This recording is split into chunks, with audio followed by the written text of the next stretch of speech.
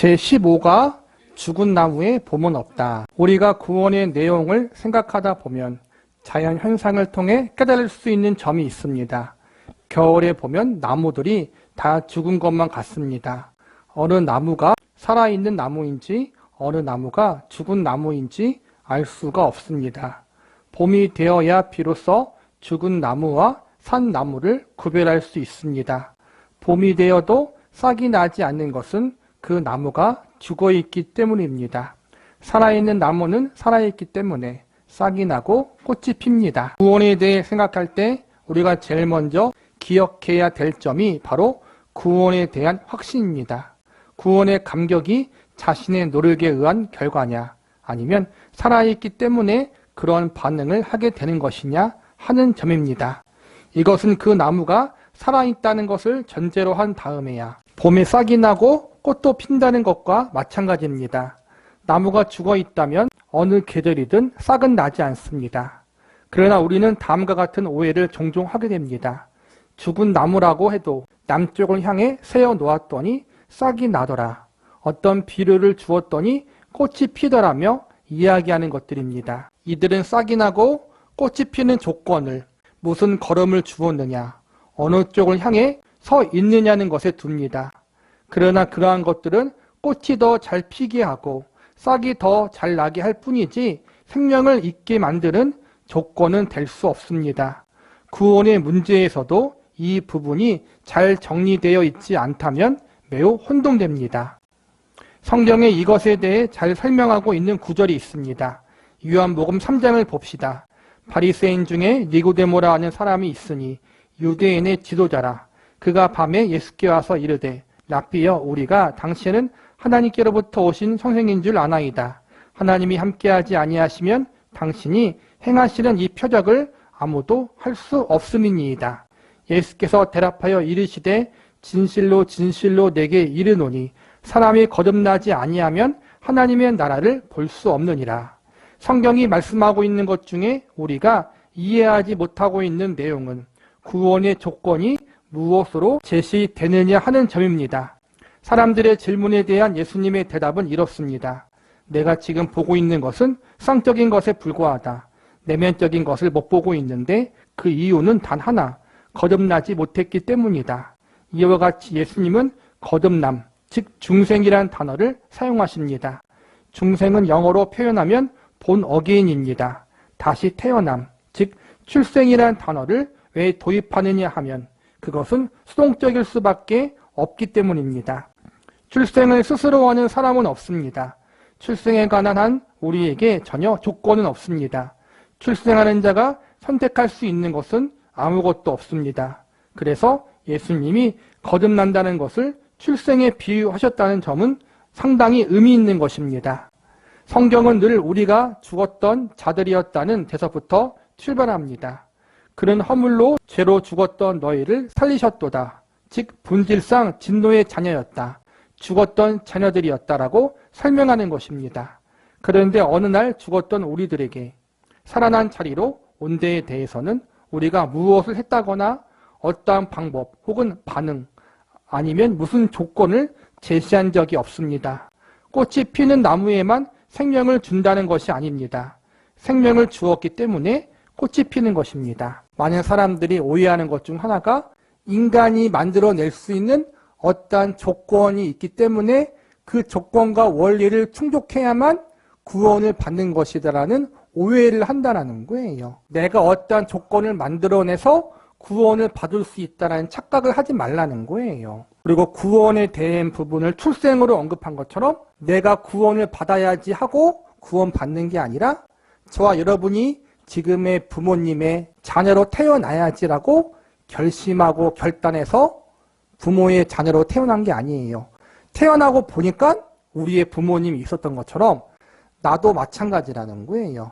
물론 우리가 예수님을 나의 구세주로 믿는 믿음을 가지고 구원을 받았고 하나님의 자녀가 되었는데 내가 구원받고 나서 뒤돌아 보니까 내가 구원받은 것은 내가 어떠한 것을 이루어냈기 때문이 아니라 이미 하나님의 은혜 가운데 하나님의 역사가 있었기 때문에 그렇게 되었다는 것을 발견하게 되거든요. 내 구원이라는 것이 나에게 달려있는 것이 아니라 하나님의 은혜로 말미암아 내가 구원받았다는 것을 우리가 구원받은 이후에 알게 된다는 거예요. 그래서 성경을 특히 예수님이 말씀하시기를 구원을 출생으로 비유한 것이 이것 때문에 그렇다는 거예요. 출생이 우리의 의지에 달려있는 것이 아니라 부모의 의지에 달려있는 것처럼 우리의 구원도 출생과 마찬가지로 하나님의 의지와 하나님의 은혜와 하나님의 섭리 가운데 있었다라는 것을 우리가 알라는 거예요. 그리고 우리가 꽃을 피웠고 열매를 맺었기 때문에 구원받은 것이 아니라 이미 하나님의 은혜로 구원을 받았기 때문에 꽃을 피고 열매를 맺는 것이다. 우리의 꽃과 열매, 우리가 어떠한 선한 것을 맺는 것은 그것이 구원의 조건으로서가 아니라 하나님의 은혜로 구원을 받은 결과로 나온다는 것을 우리가 알라는 거예요. 즉 구원의 조건은 우리에게 달려있는 것이 아니라 하나님께 달려있다. 이것을 계속 기억하라는 거예요. 신자의 추나 추동. 두 번째로 우리가 또 생각해야 할 것이 있습니다. 봄이라는 계절이 한 나무에 필요한 전체의 계절은 아니라는 점입니다. 봄은 나무에 있어서 필요한 출발점이 되기는 하지만 정작 나무에게 필요한 것은 열매를 맺게 하는 가을입니다. 그러나 그렇다고 나무에 필요한 전체의 계절은 아닙니다. 봄에 피는 꽃은 참으로 아름답습니다. 하나님의 자연 섭리 중 가장 놀라운 점이라고 한다면 하나는 봄이라는 계절을 지으신 것과 그 봄에 싹이 나기 전에 꽃이 피는 나무가 있게 하신 점이 아닐까 합니다. 봄에 피는 개나리와 진달래는 참으로 아름답습니다. 신자에게 중생이란 감정은 얼었던 대지를 뚫고 나오는 새싹같이 죽었던 자리에 피는 개나리 같은 감동입니다. 여름이 오고 가을이 오면 봄의 감정은 묻혀버리고 맙니다. 이것은 그 감동이 약화된다는 뜻이 아니라 이 감동이 묻힐 만큼 그 이후의 감동이 압도적이고 더 풍성하다는 말입니다. 아마 계절 중에 가장 놀라운 계절이 있다면 여름일 것입니다. 생명이 가장 큰 힘이 낼 수 있는 계절이 여름이기 때문입니다. 가을에는 모든 생명력이 결실을 맺습니다. 그러나 모든 생명력이 힘을 자랑하는 여름과 원숙한 이금의 경지의 가을과는 비교할 수 없는 것입니다. 모두 각각 있어야 할 자리에 가 있는 것입니다. 우리의 신앙생활을 지금 계절에 비유하고 있는데 봄에는 싹이 나고 꽃이 피고 여름에는 더 풍성하게 자라고 가을에는 열매를 맺는 것처럼 우리의 신앙생활에도 과정이 있다는 거예요. 우리가 하나님을 믿지 않고 불신자로 있었을 때가 겨울이라고 상징하면 우리가 예수님을 믿고 구원의 감격을 입는 때가 봄이라고 할 수 있어요. 예수님으로 말미암아 구원의 은혜와 구원의 감격이 있는 시기는 꽃이 만발하는 그러한 아름다운 시기라고 할 수 있다는 거예요. 그런데 꽃이 피는 아름다운 봄의 계절만 있는 게 아니라 여름이 있고 가을이 있는 것처럼 조금씩 더 나가야 할 부분이 있어요. 구원의 감격 하나만으로 우리가 신앙생활을 하는 것이 아니라 구원의 감격을 받은 우리들이 이제는 성숙을 향해 나아가는 과정이 또 필요하다는 거예요. 그렇게 하나님이 우리를 한 걸음씩 인도해 나간다는 거예요. 구원의 감격의 꽃이라면 하나님이 기뻐하시는 하나님의 백성다운 성숙한 삶, 성화된 삶을 살아가는 것은 이제는 열매를 맺는 가을이라고 할 수 있는 거죠. 그러나 우리는 봄에 피어난 목련, 철쭉, 개나리, 계절의 여왕인 5월에 피는 장미 등의 아름다움에 도취되어 거기에 더 이상 나가기를 두려워하고 있습니다. 구원을 얻은 후 그 다음 단계에 대한 설명이 거의 없는 것이 우리의 현실입니다. 대부분의 신자들은 싹이 나게 하고 꽃이 피게 하는 데만 매달려 있지 그 자신이 얼마나 풍성해져야 하는지에 대해서는 아직껏 생각도 관심도 전혀 없습니다. 그 부분에 대해서는 꺼내놓을 아무것도 가지고 있지 않습니다. 우리는 언제나 봄을 과찬한다라는 말이 있습니다. 봄은 우리에게 계절의 여왕이므로 불리우고 있지만 생각해보면 사실상 봄 날씨는 좋은 적이 별로 없습니다. 늘 비가 오고 흐리거나 또 바람이 붑니다. 맑고 화창한 따뜻한 날이 별로 없습니다. 그럼에도 불구하고 우리가 봄을 과찬하는 것은 겨울 이후에 오기 때문일 것입니다. 실제로 좋은 계절은 수학의 계절인 가을입니다. 날씨도 가을만큼 좋은 계절은 아마 없을 것입니다. 우리의 신앙생활도 이와 마찬가지입니다. 신앙의 봄인 중생 때의 기쁨과 그때 갖는 감격에 대해 우리는 너무 과찬하고 있습니다. 물론 이 부분은 우리가 아무리 과찬한다 할지라도 조금도 부족함이 없습니다. 그러나 그 과찬이 다음 단계로의 진전을 막게 된다면 그것은 매우 잘못된 것입니다. 구원의 감격은 우리가 죽을 때까지 가지고 있어야 돼요. 그리고 그 감격은 잊지 말아야 돼요. 그런데 그 구원의 감격으로만 끝나지 말라는 거예요. 구원의 감격 이후에 우리가 더 믿음의 성숙으로 성화로 나아가야 할 길이 있다는 것을 잊지 말고 구원의 감격을 갖고 계속해서 믿음의 성숙의 단계로 나아가야 한다는 거예요. 하나님은 우리를 구원하는 것으로 끝나지 않고 하나님의 자녀로서 하나님의 백성으로서 원하시는 열매를 맺는 삶을 살기를 원하시잖아요. 하나님을 알아가고 우리의 주님이신 예수님을 닮아가는 성화의 자리로 성령의 열매를 맺는 자리로 나아가기를 원하신다라는 거예요. 그 구원의 감격을 가지고 한 걸음씩 더 믿음의 성숙의 자리로 나아가야 하는 삶이 우리에게 있다는 것을 잊지 말라는 거예요. 구원의 감격은 환희와 기쁨이 있잖아요. 그렇죠? 근데 여름과 가을에는 장마도 있고 비도 있고 태풍도 있잖아요. 꽃이 떨어져요. 그렇죠? 꽃이 떨어져야지 열매가 보통 맺잖아요. 일반적으로. 그러니까 우리가 꽃이 떨어지는 그런 아픔, 구원의 감격을 잠시 잊어버릴 것 같은 그러한 고난이 믿음의 성숙의 단계, 열매를 맺는 가을로 가는 과정 가운데 반드시 있다는 거예요. 이것은 우리가 구원을 잃어버린 것이 아니라 더 깊은 성숙의 단계, 열매를 맺는 단계로 가기 위한 하나의 과정이라는 거예요. 그렇기 때문에 구원의 환희만 우리가 신앙의 전부라고 생각하지 말고 한 발 더 나아가 열매를 맺는 가을로 가는 우리의 과정이 반드시 있다. 그리고 그 과정 가운데 여러 가지 고난도 있고 연단도 있다는 것을 기억하라는 거예요. 구원의 환희만 믿음 생활의 전부가 아니다. 이것을 기억하라는 거예요. 또한 생명의 시기를 넘어 열매의 계절이 있다는 것을 인정한다 하더라도 한 가지 주의할 것이 아직 남아 있습니다. 그것은 다 동일한 꽃이 피고 다 동일한 열매를 맺는 것은 아니라는 사실입니다. 다른 꽃이 피고 다른 열매가 맺히게 됩니다. 각기 다른 꽃이 피고 다른 열매가 맺히는 것입니다. 채송화는 채송화대로, 장미는 장미대로, 민들레는 민들레대로 각자 합당한 위치에서 그 나름대로의 아름답고 또 각자의 특색대로 열매를 맺게 됩니다. 우리의 신앙생활도 꼭 같습니다. 어떤 이는 채송화로, 어떤 이는 장미로, 어떤 이는 민들레로 각각 부름받았습니다. 각자가 이 사실을 깨닫고 자기의 위치에서 자기만이 할 수 있는 일을 해야 합니다.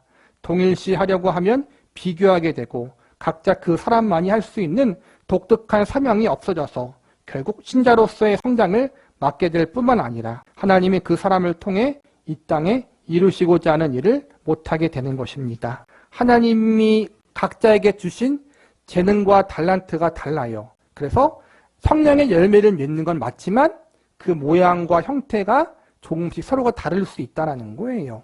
더 비교하지 말고 어떤 사람은 이렇게 하나님이 쓰시고 어떤 사람은 저렇게 쓰시기도 하고 어떤 사람은 우리의 눈으로 볼 때 조금 더 유명하게 쓰시기도 하고 어떤 사람은 참으로 보잘것없이 쓰시기도 하시고 유명하게 쓰시든지 평범하게 쓰시든지 보잘것없게 쓰시든지 전부 다 하나님이 쓰시는 것이기 때문에 우리는 불평을 갖거나 불만을 가질 필요 없이 내게 주어진 자리에서 내가 가진 재능대로 내가 가진 달란트대로 우리가 하나님 앞에 충성하고 하나님께 순종하며 나아가면 된다는 거예요. 저와 여러분도 각자의 다르게 하나님이 사용하시는 부분이 있다는 거예요. 그러므로 특정한 어떠한 사람을 보고 그러한 사람들을 너무 우리가 비교하면서 좌절할 필요도 없고 너무 부러워할 필요도 없다는 거예요. 하나님은 지금 이 자리에서 우리를 부르셨어요. 부족하면 부족한 대로, 연약하면 연약한 대로 우리가 하나님 앞에 나아갈 수 있다는 거예요. 예수님께서 이 땅에 오신 목적은 두 가지입니다. 생명을 주시는 것과 더 풍성히 얻게 하시는 것입니다. 이 두 가지 중 전자는 싹 틔우고 꽃을 피울 수 있는 근본적인 조건으로서의 생명입니다. 그리고 후자는 그 생명이 점차 꽃을 피우고 열매를 맺도록 하는 것입니다.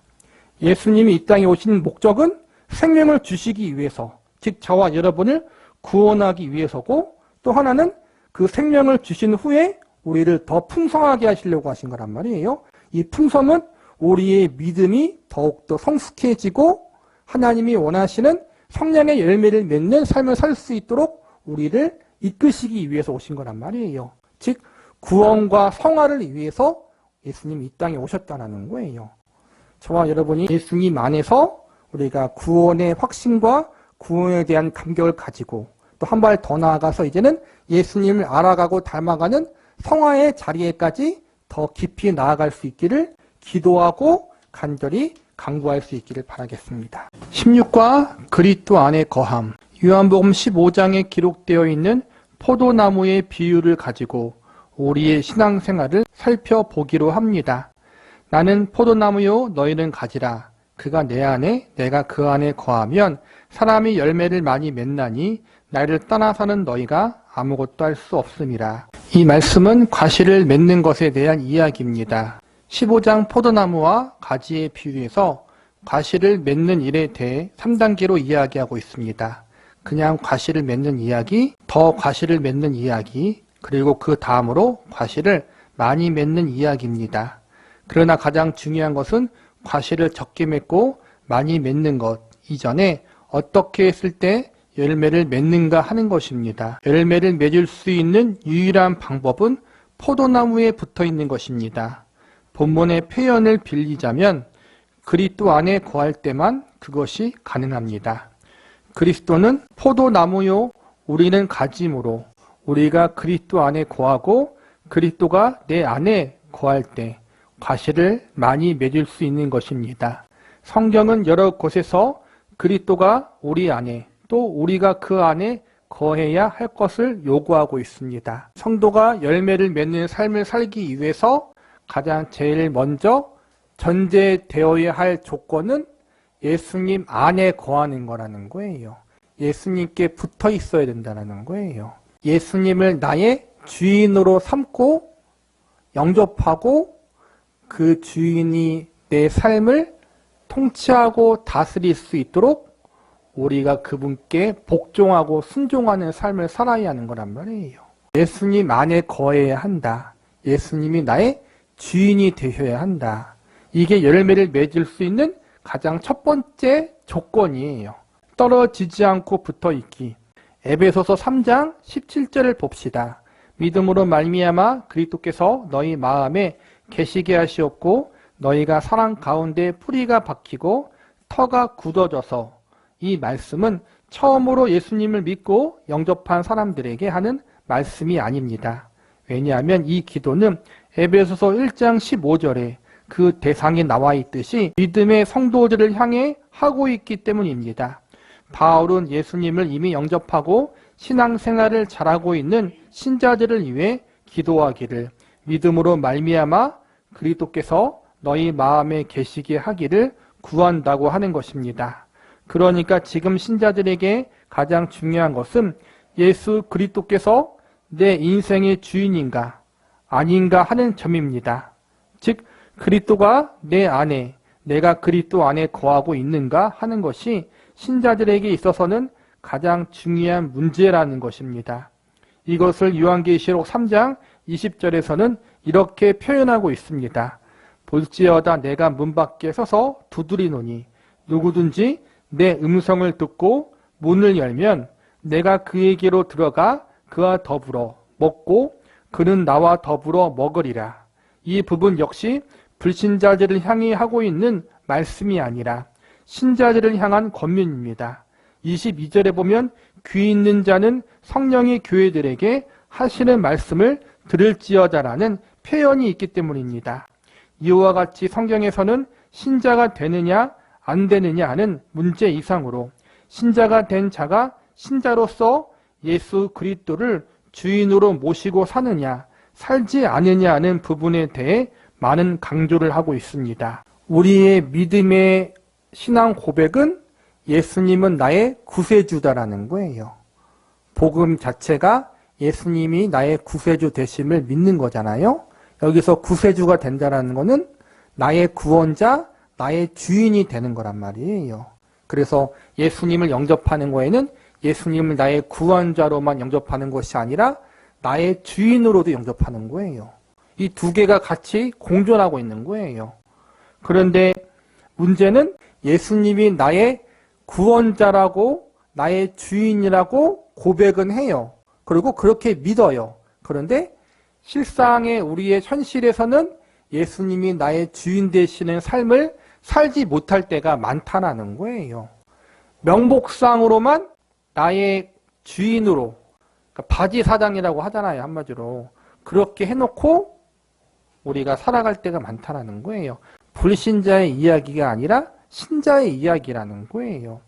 예수님의 주인 되시는 삶을 살아야 되는데 그러지 못하면은 우리에게 하나님이 기뻐 받으시는 열매를 맺을 수 없게 된다는 거예요. 붙어 있음의 증거.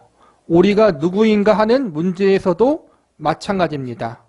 우리는 포도나무가 아니라 포도나무의 가지일 뿐입니다. 내가 맺는 열매로 나 자신이 누구에게로부터 기인하느냐가 증명된다는 말입니다. 즉 예수를 믿는다는 것. 기독교인이라는 것은 내가 주를 위해 어떤 일을 하는 것으로 증명되는 것이 아니라 내가 어디에 붙어 있는가로 증명되는 것입니다. 포도 열매를 맺는다는 것은 내가 포도나무에 붙어 있다는 것을 증명하는 것입니다. 내가 스스로 노력해서 포도 열매를 맺게 할 수 없습니다. 우리는 내가 주님을 위해서 무엇을 하는가를 내가 주님 안에 붙어 있을 수 있는 조건이라고 생각합니다. 그러나 가지가 나무를 위해 열매를 만들어 내므로써 나무에 붙어 있을 수 있는 것이 아니라 오히려 나무에 붙어 있기 때문에 자연스럽게 열매를 맺게 되는 것입니다. 열매가 맺히는 것으로 가지가 나무에 붙어 있음이 증명됩니다. 이와 같이 내 안에 그리스도께서 계실 때 우리에게서 생명의 증거가 나타나게 됩니다. 생명이 증거되는 방법은 싹이 나고 꽃이 피고 열매를 맺는 방법 외에는 없습니다. 생명이 있는 곳에는 당연히 열매가 있게 되는 것입니다. 신자들이 많이 오해하는 것은 자신이 스스로 열매를 맺는다는 것과 열매를 맺도록 돕는 것과의 구별입니다. 우리는 열매를 맺어야 하는 것이 아니라 열매를 맺도록 도와야 하는 것입니다. 내가 열매를 맺는 것이 아니라 내게 열매가 맺혀야 합니다. 성령의 열매가 나에게 맺혀지는 것입니다. 내가 사랑하는 것이 아니라 사랑이란 열매가 나에게 맺혀지는 것입니다. 물론 이 둘은 구분하기 힘든 이야기입니다. 그러나 극단적으로 이렇게 나누어 설명하는 것은 내가 사랑을 해서 사랑이란 열매를 만드는 것이 아니라 내 안에 계신 그리스도께서 사랑하기 때문에 사랑이란 열매가 내게 맺혀질 수 있기 때문입니다. 이 둘은 아주 다른 이야기입니다. 결국 인내를 하거나 사랑을 하자는 싸움이 아니라 그리스도께 붙어 있자는 싸움인 것입니다. 예를 들어 우리가 주일학교 교사를 하고 성가대를 하면서 얼마나 많이 그것이 열매라는 생각을 합니까? 어떤 봉사 직분에 충성한다는 것 그 자체가 열매를 맺는 방법이나 수단이 아니고 내가 그리스도께 붙어 있음으로써 가능한 열매를 맺는 것입니다. 즉 원인이 아니라 결과입니다. 요즘 신자들은 열매를 맺으려고 걸음을 주고 여러 가지 일들을 합니다. 그러나 내 안에 계신 그리스도께서 성령의 열매를 맺음으로 그 열매가 나에게 맺혀지는 것과 내가 성령의 열매를 맺으려고 하는 것은 다른 것입니다. 한쪽은 그리스도께 매달려 있어서 나무의 열매가 가지에 맺히는 것이고 다른 한쪽은 가지가 열매를 생산하려고 한다는 것입니다. 전자와 후자의 차이가 무엇인가 하면 전자는 은혜와 감사가 있고 후자는 내가 했다는 자랑이 있다는 것입니다. 이상하게도 하나님은 당신이 하시는 모든 일을 우리를 통해 하시며 그 열매를 또한 우리에게 매달리게 하십니다. 하나님께서는 그분이 하시는 모든 일을 얼마나 기뻐하시며 즐거워하시며 만족하시는가 하는 그 만족, 그 감격을 우리에게 열매 맺게 하시는 것입니다. 우리는 포도나무에 달려있는 가지예요. 가지 자체가 열매를 맺는 게 아니에요. 열매는 가지에 맺히지만 그 열매의 가지가 맺히기 위해서는 포도나무에서부터 영양분을 공급받아야 되는 거예요. 즉 성도로서 우리가 하나님이 기뻐하시는 성령의 열매를 맺기 위해서는 내가 맺는 것이 아니라 나를 붙들고 있는 나의 주인 되시는 예수님으로 말미암아 성령의 열매가 맺히게 된다는 거예요. 그러므로 열매를 많이 맺히기 위해서 내가 노력하기보다는 열매를 맺을 수 있도록 나에게 역사하시는 예수님을 더 의지하며 나아가야 한다는 거예요. 노력하지 말라는 것이 아니라 우리의 주인이 누구이고 열매를 맺게 하시는 분이 누구인가를 잊지 말라는 거예요. 주객이 전도되지 말라는 거예요. 어떠한 성과와 어떠한 업적이 있을 때 그게 하나님께로부터 나온 것인지 혹은 내가 한 것인지를 구별하는 방법이 나오잖아요.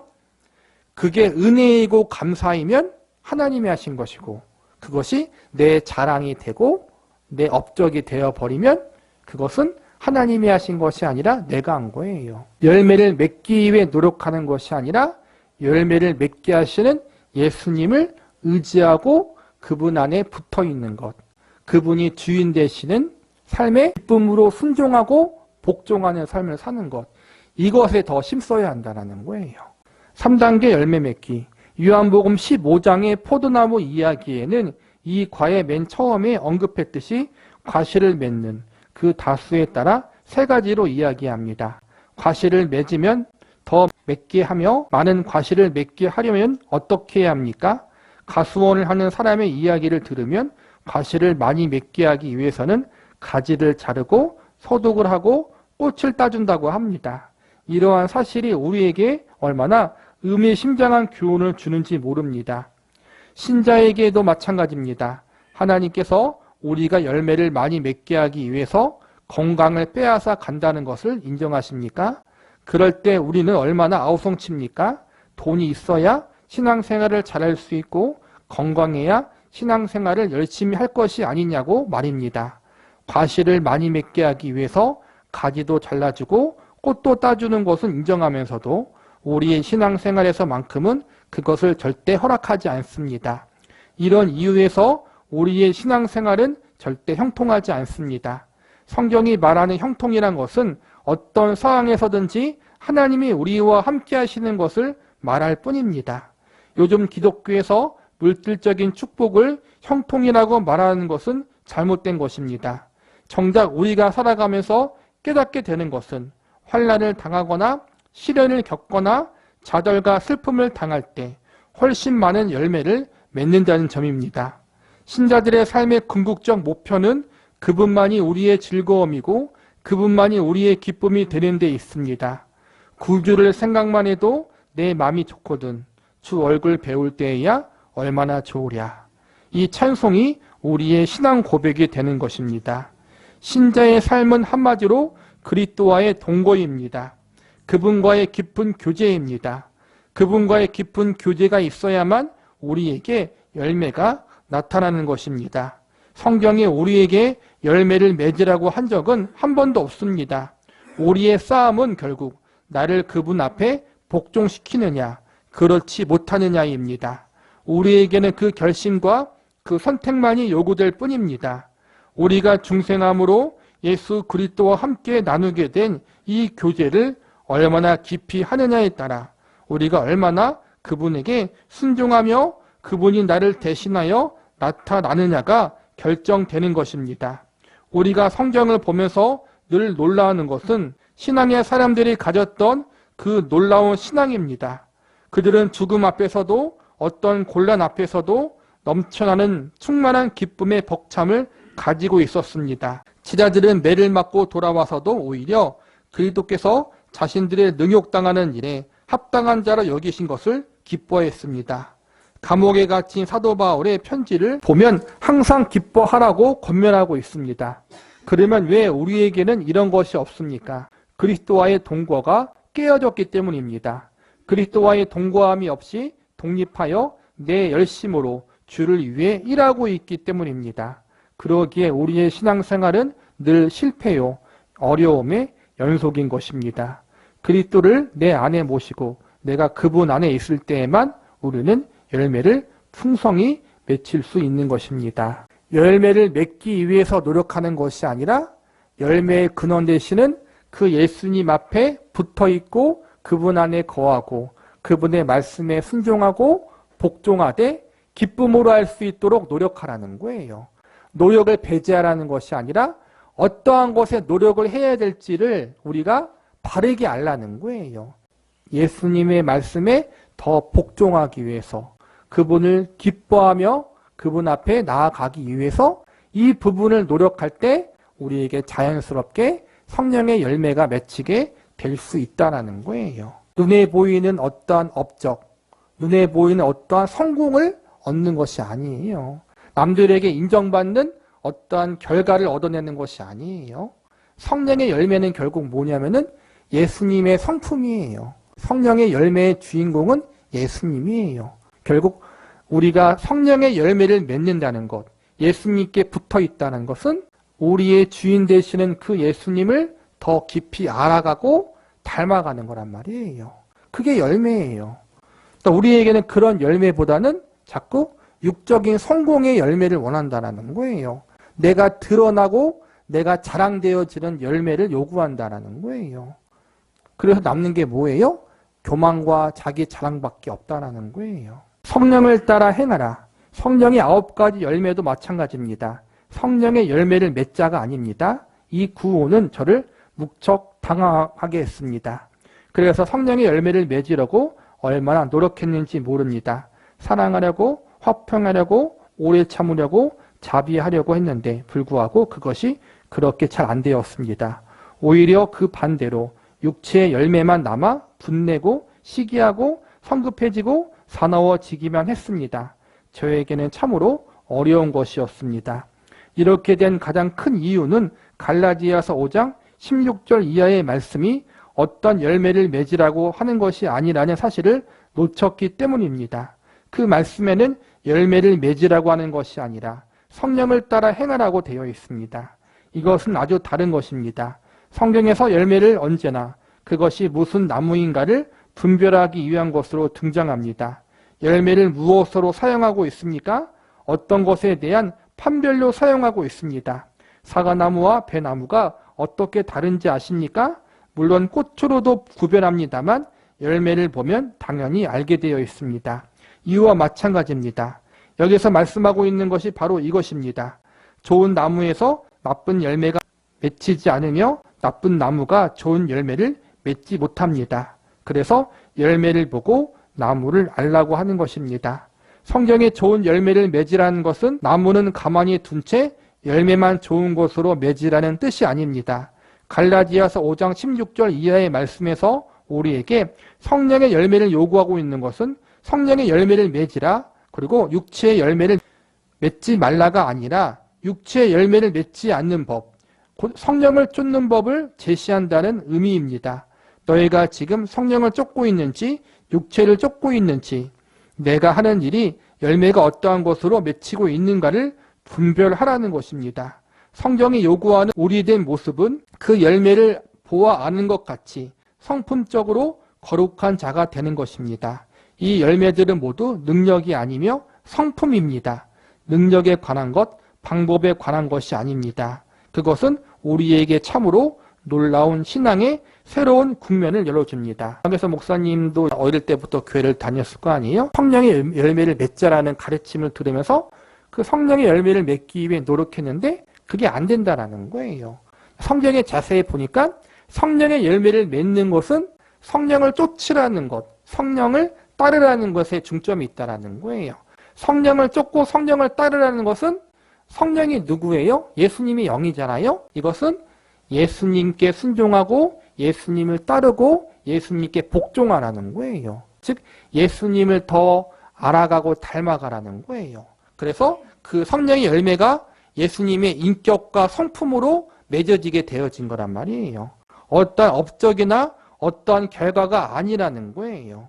그러니까 우리는 자꾸 이것을 잊어먹는다는 거예요. 예수님의 성품과 인격을 맺는 열매가 우리 가운데 맺혀지기 위해서는 예수님 안에 붙어있고 예수님께 순종하고 그분을 기뻐하고 그분 앞에 내가 겸손하게 무릎 꿇고 나아가는 거란 말이에요. 그렇게 할 때 저절로 우리 가운데 열매가 맺혀지게 되어 있다는 거예요. 물론 시간이 필요한 건 분명히 있어요. 열매로 신앙 상태를 진단하라. 하나님은 오늘도 우리에게 이렇게 요구하십니다. 내가 거룩하니 너희도 거룩하라. 참으로 놀라운 말씀입니다.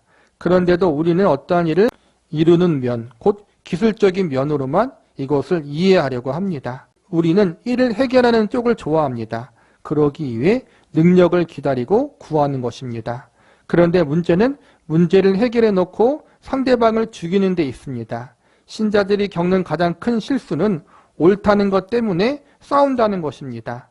이단과의 싸움이라면 늘 있어야 되는 것이고 정당한 분냄이라면 언제든지 투쟁해야 합니다. 그런데 이것은 그것이 아니라 내가 옳다는 것 때문에 다른 사람을 심판하고 상대방을 죽음의 자리로 몰아넣는 일을 하곤 한다는 문제가 있습니다. 마음껏 자신을 과시하고 상대방을 완전히 깔아뭉갭니다. 온유와 용서가 없습니다. 이러한 일은 성령을 쫓는 것이 아니며 육체의 열매입니다. 성령의 열매는 권능이 아니에요. 권능이나 능력이 아니라 성품이라는 거예요. 인내하는 것, 참아내는 것, 온유하는 것, 이러한 것들이 열매라는 거예요. 그러니까 우리는 그것을 무시하고 자꾸 능력과 권능과 업적을 따지다 보니까 그것을 얻어내기 위해서 서로가 선의의 경쟁이 아니라 양육강식처럼 내가 얻어내기 위해서 상대방을 짓누르고 무시하고 외면하고 그러고 앉아있다는 거예요. 교회에서 믿지 않는 세상에 사는 것처럼 함께 가는 거예요. 우리는 함께. 세상 내가 많이 얻는 만큼 다른 사람이 적게 얻어야 돼요. 근데 믿음과 신앙생활은 달라요. 내가 100을 얻어도 내 옆에 있는 사람도 똑같이 100을 얻을 수 있어요. 하나님 앞에. 저 교회 다니면서 누구나 그렇죠. 시기 질투를 조심해야 돼요. 그리고 잘못된 비교의식과 경쟁의식도 조심해야 돼요. 하나님 앞에는 다 똑같아요. 조금 잘하고 못할 수도 있겠지만 내가 더 잘하기 때문에 앞서가고 나보다 좀 모자라 보이는 사람을 무시하면 안 돼요. 오히려 내가 더 잘할 수 있고 더 앞서갈 수 있지만 조금 부족한 사람을 위해서 내가 뒤쳐져서 함께 가는 것.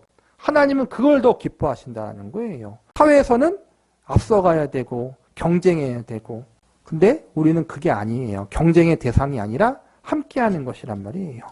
그래서 뭔가 하나님 앞에 얻어내기 위해서 독해지지 말라는 거예요. 아득바득하지 말라는 거예요. 우리는 살리는 사람이고 세우는 사람이 되어야 된다는 거예요. 그래서 우리가 무슨 일을 할 때 그 일로 말미암아 어떤 열매가 맺혀지는가를 봄으로써 내가 성령을 쫓고 있는지 육체를 쫓고 있는가를 구별해야 합니다. 내가 하는 그 일이 아무리 옳다고 해도 육체의 열매가 맺혀졌다면 그것을 통해 우리는 그것이 하나님이 원하시는 길이 아니라는 것을 확인하게 될 것입니다. 일 자체가 갖는 종교성을 넘어서 그 일이 시행되는 과정과 결과로 성령의 열매가 맺혀지더냐 하는 것입니다. 결국 얼마나 종교성이 짙은 일인가를 예를 들어 성교, 목사, 전도사의 일을 감당했느냐 하는 것보다 그 일로 얼마나 주님의 모습, 즉 사랑, 겸손, 온유 등이 드러났느냐로 자신의 신앙을 판단하라는 것입니다. 그리고 그것이 좋은 나무냐 나쁜 나무냐를 구별하는 기준이 된다는 것입니다.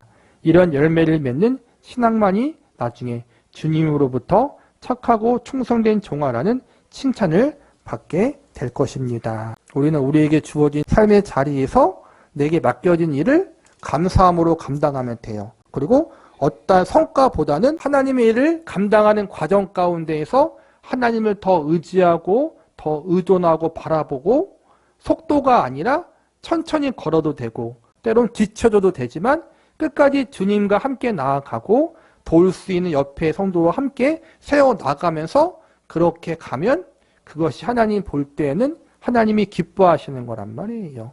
결과주의, 업적주의가 아니다. 우리는 이것을 기억해야 돼요. 회사에 들어가면은 업적과 성과가 있잖아요. 내가 하루에 혹은 한 달에 채워야 할 할당량이 있잖아요. 그렇죠? 근데 우리는 그게 아니라는 거예요. 하나님이 원하시는 성취는 우리 자신이에요. 우리 자신이 얼마나 더 예수님을 알아가고 닮아가고 얼마나 더 예수님 앞에 낮아지고 겸손해지는 모습으로 나아가는지, 하나님의 목적은 어떠한 성과가 아니라 저와 여러분 자신이라는 것을 기억하라는 거예요. 그러한 마음의 여유를 가질 때 우리가 예수님 안에서 아름다운 열매를 맺을 수 있다. 이런 사실을 기억하면 좋을 것 같아요. 제17과 방향 설정. 죄 사함을 받는다는 것은 구원의 완성을 위한 시작이라고 했습니다. 그래서 이제 우리가 하나님의 자녀로서 성숙하기 위해서는 어떻게 해야 하는가 하는 구체적인 행동 지침이 필요하게 됩니다. 결론은 우리가 다 아는 이야기입니다. 그러나 그렇게 살기 위해서 오늘 하루 하나님의 어떤 말씀을 적용해서 신앙의 성숙을 도모할 것인가 하는 부분에 관한 이야기들은 하나씩 점검해 보려고 합니다.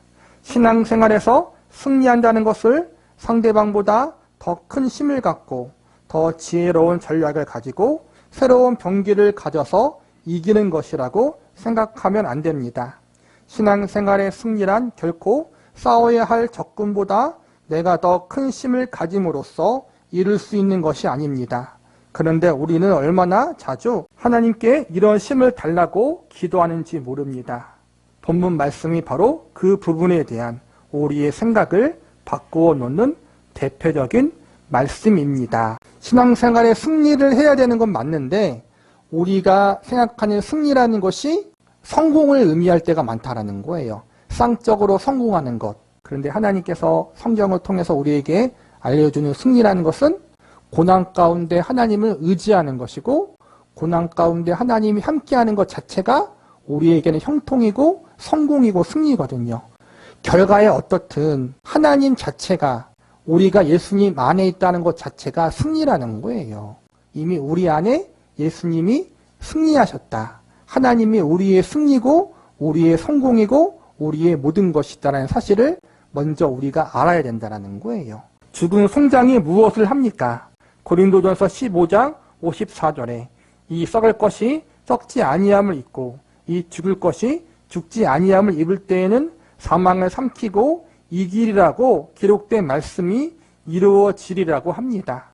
57절은 우리 주 예수 그리스도로 말미암아 우리에게 승리를 주시는 하나님께 감사하노니라고 말씀하고 있습니다. 우리가 이기는 것이 아닙니다. 이김을 주심으로 이길 뿐입니다. 신자들의 가장 큰 미련함은 하나님이 요구하신 전투가 아니라 다른 싸움을 하고 있으면서 승리를 달라고 한다는 것입니다. 자기가 자기의 욕심을 따라 목표를 정해놓고 거기다가 하나님을 동원합니다. 이것이 신자들이 신앙생활에서 실패하는 가장 큰 이유입니다. 자기 인생 본심이 하나님을 향해 서 있지 않습니까? 우리가 하는 싸움은 자신이 결정한 싸움일 뿐입니다.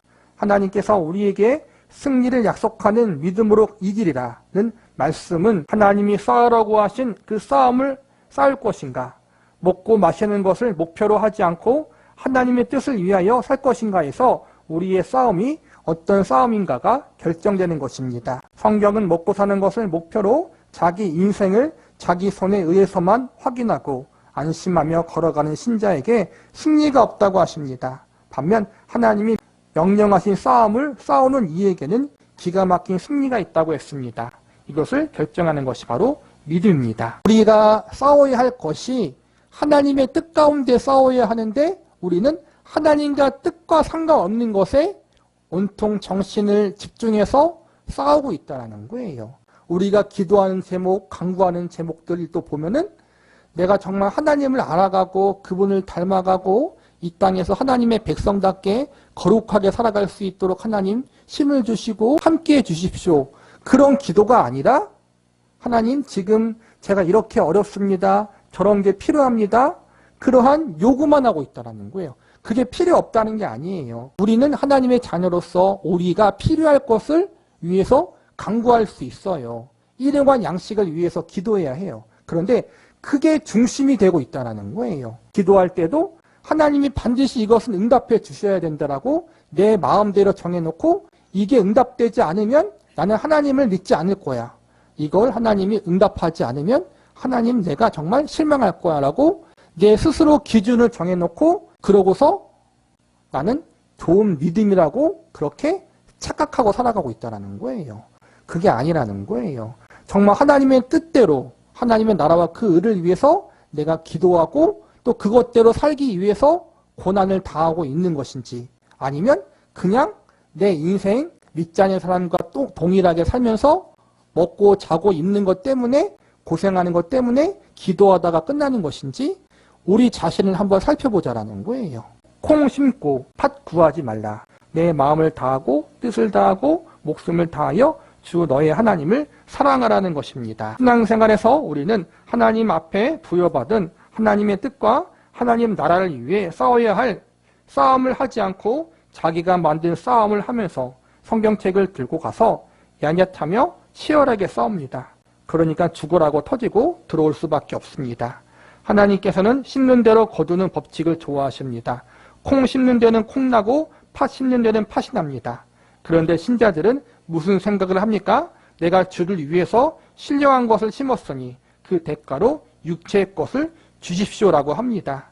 하나님께서는 갈라디아서 6장 8절에서 자기의 육체를 위하여 심는 자는 육체로부터 썩어질 것을 거두고 성령을 위하여 심는 자는 성령으로부터 영생을 거두리라라고 단호하게 말씀하고 있습니다. 그런데도 우리는 종종 육체로 심는 자는 아무것도 못하고 신령한 것을 심으면 육체와 신령한 것을 다 얻을 수 있다고 생각합니다. 그렇지 않습니다. 각각의 열매를 맺는 원리는 다른 것입니다. 육체의 열매를 얻기 위해서는 육체에 심는 방법 외에는 없습니다. 세상에서 승리하고 세상에서 자랑하고 세상에서 성공하고 싶거든 세상의 방법대로 하십시오. 그런데 많은 사람들이 흔히 이런 이야기를 합니다. 저는 기도해서 기업을 이룩했고 기도했기 때문에 제 아이가 여기까지 왔습니다. 그것은 기도해서 된 것이 아니라 일반적인 방법으로 된 것입니다. 땀 흘리고 성실하게 노력한 것으로 된 결과입니다. 기도해서 된 일이 아닙니다. 그러면 기도는 왜 필요합니까? 신자가 하는 사업이 다만 세상에서 부귀영화를 누리는 것 외에 그리스도와 그분의 나라를 위해서 쓰이고 있다는 표일 뿐입니다. 그러니까 그 표에 성공해야 된다는 법칙은 없습니다. 하나님의 일을 하는데 꼭 성공해야 하고 돈이 많아야 하고 똑똑해야 하고 권세가 있어야 하는 것은 아닙니다. 그가 성공한 것을 그리스도를 위해서도 바치고 있다는 징표로서 기도하는 것이 쓰여질 뿐입니다. 기도했더니 성공했다고 말하지 마십시오. 그런 법은 없습니다. 이런 기도는 사실 맞지 않습니다. 우리 아이를 서울대학에 붙게만 해주시면 하나님께 바치겠습니다. 물론 신앙의 초기 단계에서 열심히 이런 식으로 표현할 수 있습니다. 소원과 열심을 이렇게 말할 수 있지만 성경적인 용어나 표현, 원리와는 전혀 무관하다는 것입니다. 처음 예수를 믿고 나면 이런 유의 오해를 불러일으킬 만한 사건이 자주 일어납니다. 세상의 개념으로 운수 대통 같은 일이 일어나는 것은 하나님이 온 우주의 섭리자이며 주권자이심을 서로 믿는 이에게 알리는 하나님의 절대 주권적 작업이지 예수 믿으면 만사 형통하다는 식의 공식은 아닙니다. 병도 낫고 돈도 잘 번다는 것은 성경의 약속이 아닙니다. 그러나 그렇게 함으로써 하나님만이 온 우주의 만물의 주권자이심을 그 초신자에게 처음으로 납득시키는 것입니다. 그런데 사람들은 마치 예수를 잘 믿으면 물질의 축복을 받고 물질의 축복을 받지 못한 것은 신앙이 없기 때문이라는 분위기 속에 사로잡혀 있습니다. 만약 육체의 열매를 거두고 싶으면 육체를 위하여 심으십시오. 그러면 틀림없이 거두게 됩니다. 그러나 성령으로 심으면 영생이 없습니다. 콩 심는데 콩 나고 팥 심는데 팥 난다라는 것. 신령한 것을 심으면 신령한 것을 거두고 육체의 것을 심으면 육체의 것을 얻는다는 건 나쁜 말이 아니에요. 내가 성실하게 이 세상에서 살아간다면, 책임감 있고 성실하고 부지런하게 살아간다면 이 땅에서도 그만한 대가를 받는다라는 거예요. 그러니까 우리는 성실하고 열심히 일하기보다는 성실하게 기도해서 육신의 대가를 받기를 원한다라는 거예요.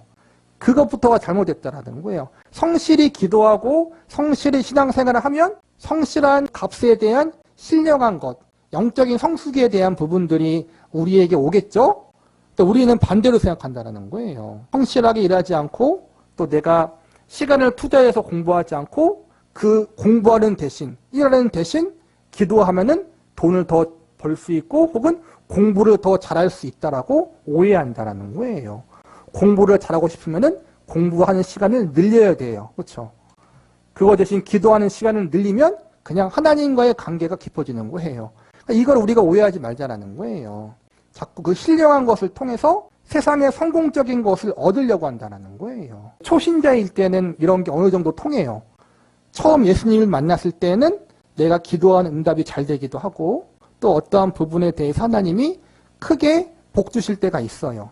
이런 것은 여기 나온 것처럼 처음 예수님을 믿은 지 별로 안 됐기 때문에 하나님의 살아계심과 하나님이 모든 걸 주관하고 있다는 사실을 알려주기 위해서 처음에는 말도 안 되는 기도 응답도 잘해주셔요. 내가 이런 하나님이다라는 것을 알려주기 위해서. 그런데 여러분이 이제 신앙생활 오래 하다 보면은 열심히 기도해도 배우자의 직장에 어려움이 생기기도 하고 사업이 안 되기도 하고 가족이 어려움을 당하기도 하고 건강에 이상이 생기기도 해요. 기도를 많이 했더니 건강에 이상이 안 생기는 게 아니라 기도를 많이 해도 병에 걸리고 건강에 이상이 생길 수도 있다는 거예요. 그게 현실이에요. 우리는 기도를 많이 하면 그런 것들이 다 물리쳐질 줄 안다는 거예요. 그건 잘못된 믿음이라는 거예요. 우리가 열심히 기도했다면 나와 하나님의 관계가 깊어지는 것이에요. 나와 하나님의 관계가 깊어졌다고 모든 세상의 일이 잘 되는 건 아니에요. 세상의 일에서 잘 되고 싶고 직장에서 잘 되고 싶고 좋은 학교 가고 싶고 돈을 잘 벌고 싶으면은 그거에 대한 것을 시간을 투자하시라는 거예요. 그걸 우리가 구분하자라는 거예요. 영적인 일, 하나님과의 관계가 된 그러한 신령한 일, 우리의 신앙적인 부분과 세상의 성공과 잘 되는 부분과 너무 연관짓지 말자라는 거예요. 고개 숙인 성도들. 그런데 이 일이 성적인 차원의 것이 아니기 때문에 갈라디아서 6장 9절에 이런 말씀이 나옵니다. 우리가 선을 행하되 낙심하지 말지니 포기하지 아니하면 때가 이름에 거두리라. 피곤하다고 단언합니다. 낙심하게 된다고 말합니다. 얼마나 놀랍습니까? 낙심하게 된다는 것은 참으로 놀라운 일입니다. 우리는 신앙을 거꾸로 가르치고 배웠다고 생각합니다.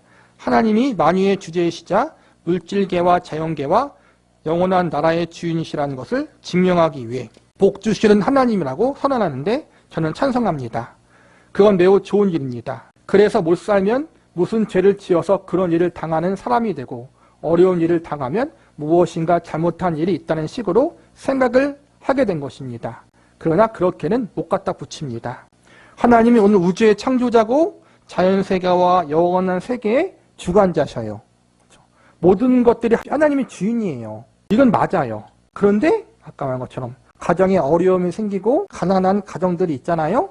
그것들이 반드시 하나님께서 복을 주지 않아서 그런 건 아니라는 거예요. 복 주시는 하나님은 맞지만 우리가 살아가는 이 세상에서 믿지 않는 사람들의 기준처럼 잘 살고 못 살고 성공하고 성공하지 못하고의 기준을 들이밀고 그것으로 우리의 신앙의 잣대를 평가하면 안 된다는 거예요. 그래서 10절에 놀라운 결론이 나옵니다. 그러므로 우리는 기회에 있는 대로 모든 이에게 착한 일을 하되 더욱 믿음의 가정들에게 할지니. 예수를 믿자마자 실제로 닥치는 어려움은 무엇입니까? 그것은 낙심입니다.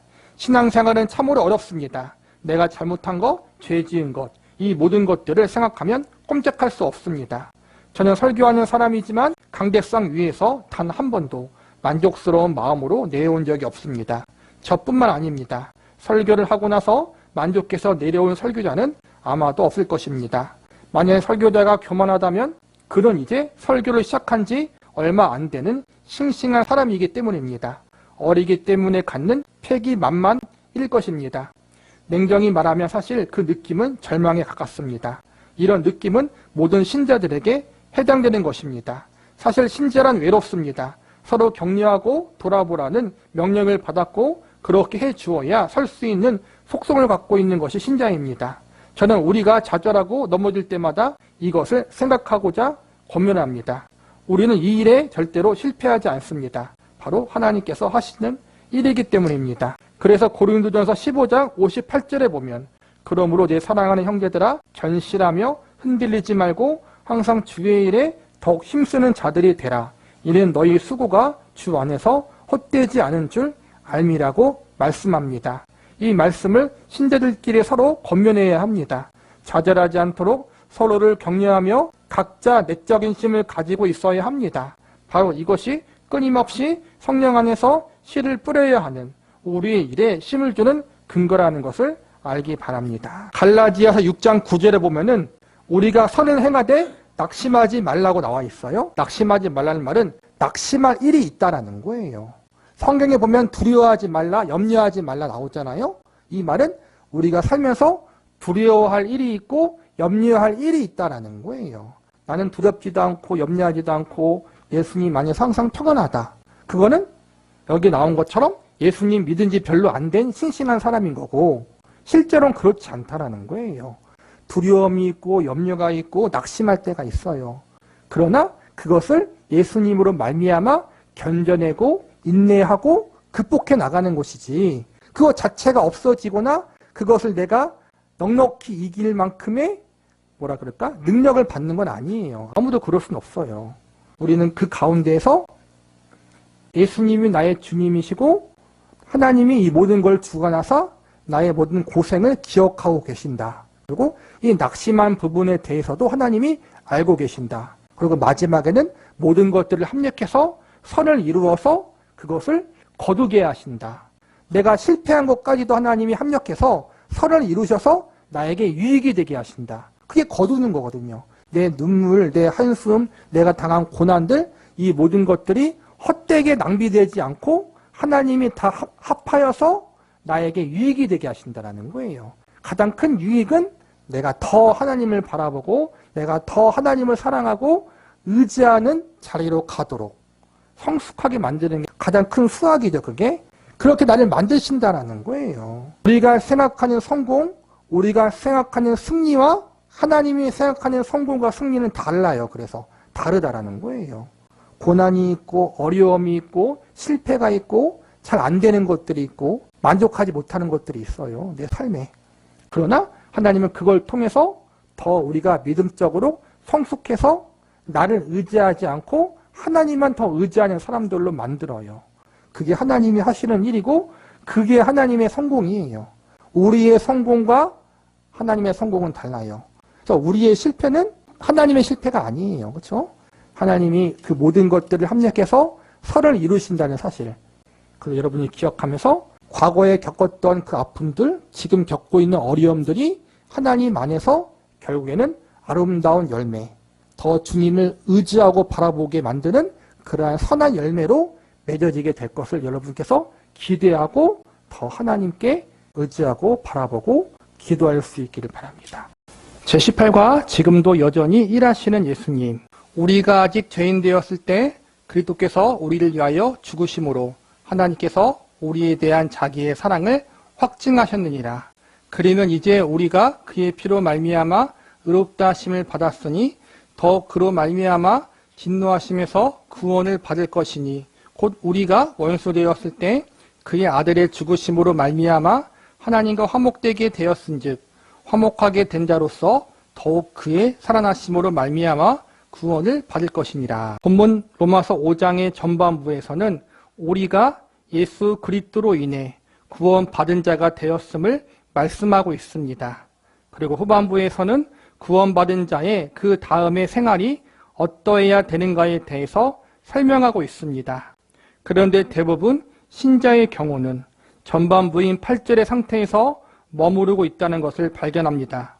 하나님께서 예수 그리스도를 보내서 나를 구원하셨구나. 하나님은 나를 사랑하신다. 이것을 확인하고 감격하는데 머무르고 있을 뿐이지 그 이후의 신자의 삶에 대해서는 정리가 잘 안 되어 있습니다.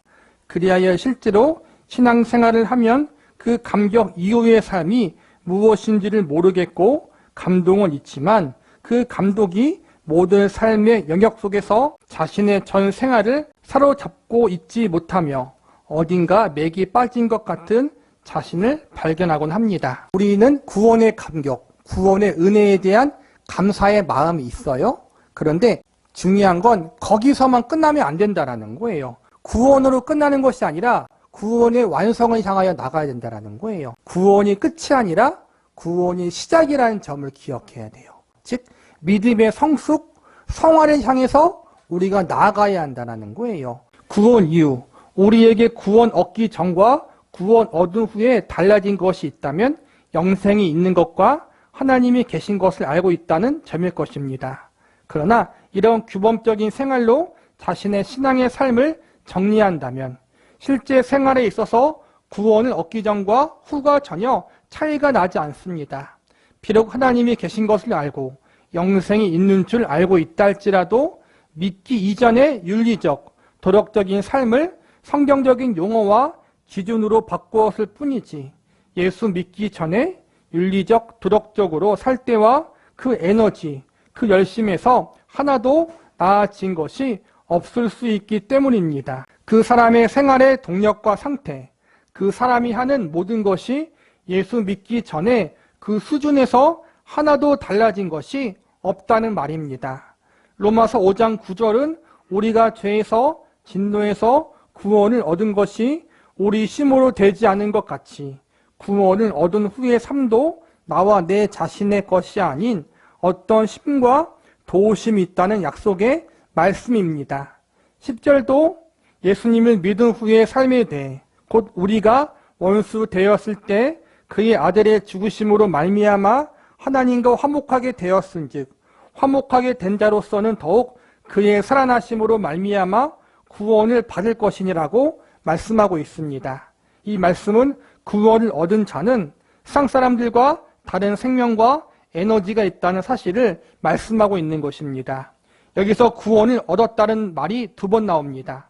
전자는 그리스도의 죽으심으로 인하여 하나님과 화목되었다는 것이고 후자는 그의 살아나심으로 말미암아 구원을 받을 것이니라는 미래형의 표현입니다. 이것은 무엇을 의미합니까? 구원을 얻은 과정에서 그리스도께서 전적으로 임하셨듯이 구원을 얻은 후에 신앙의 삶에도 그리스도의 도우심과 그분의 능력이 필요하다는 말입니다. 예전에 우리가 구원 얻기에 부족했음에도 불구하고 그리스도의 죽으심으로 구원을 얻었습니다. 그리고 구원 얻은 자의 그 다음 단계, 즉 신앙생활의 성숙 역시 그분의 심 주심으로 말미암아 가능한 것입니다. 그런데 우리의 상태는 어떠합니까? 우리는 예수 그리스도께서 우리를 대신하여 십자가에 돌아가셨으니 이제는 우리가 우리의 힘으로 그 은혜를 갚자라는 정도밖에 생각하지 못하고 있는 것입니다. 우리는 원래 구원받을 수 없는 죄인이었어요. 지옥 가야 할 죄인이었는데 예수님의 십자가의 죽으심으로 말미암아 우리의 죄가 용서받았고 우리가 지옥 가지 않게 되었어요. 그런데 거기서 끝나는 것이 아니라는 거예요. 예수님의 부활하심으로 말미암아 우리가 구원받을 수도 없었고 구원받은 자로서 합당하게 살아갈 수 없는 자이지만 예수님의 부활하심으로 말미암아 구원받고 구원받은 자로서 합당하게 살아갈 수 있게 되었다는 거예요. 구원에 있어서도 구원 이후의 삶에 있어서도 모두가 예수님으로 말미암아 이루어진다는 거예요.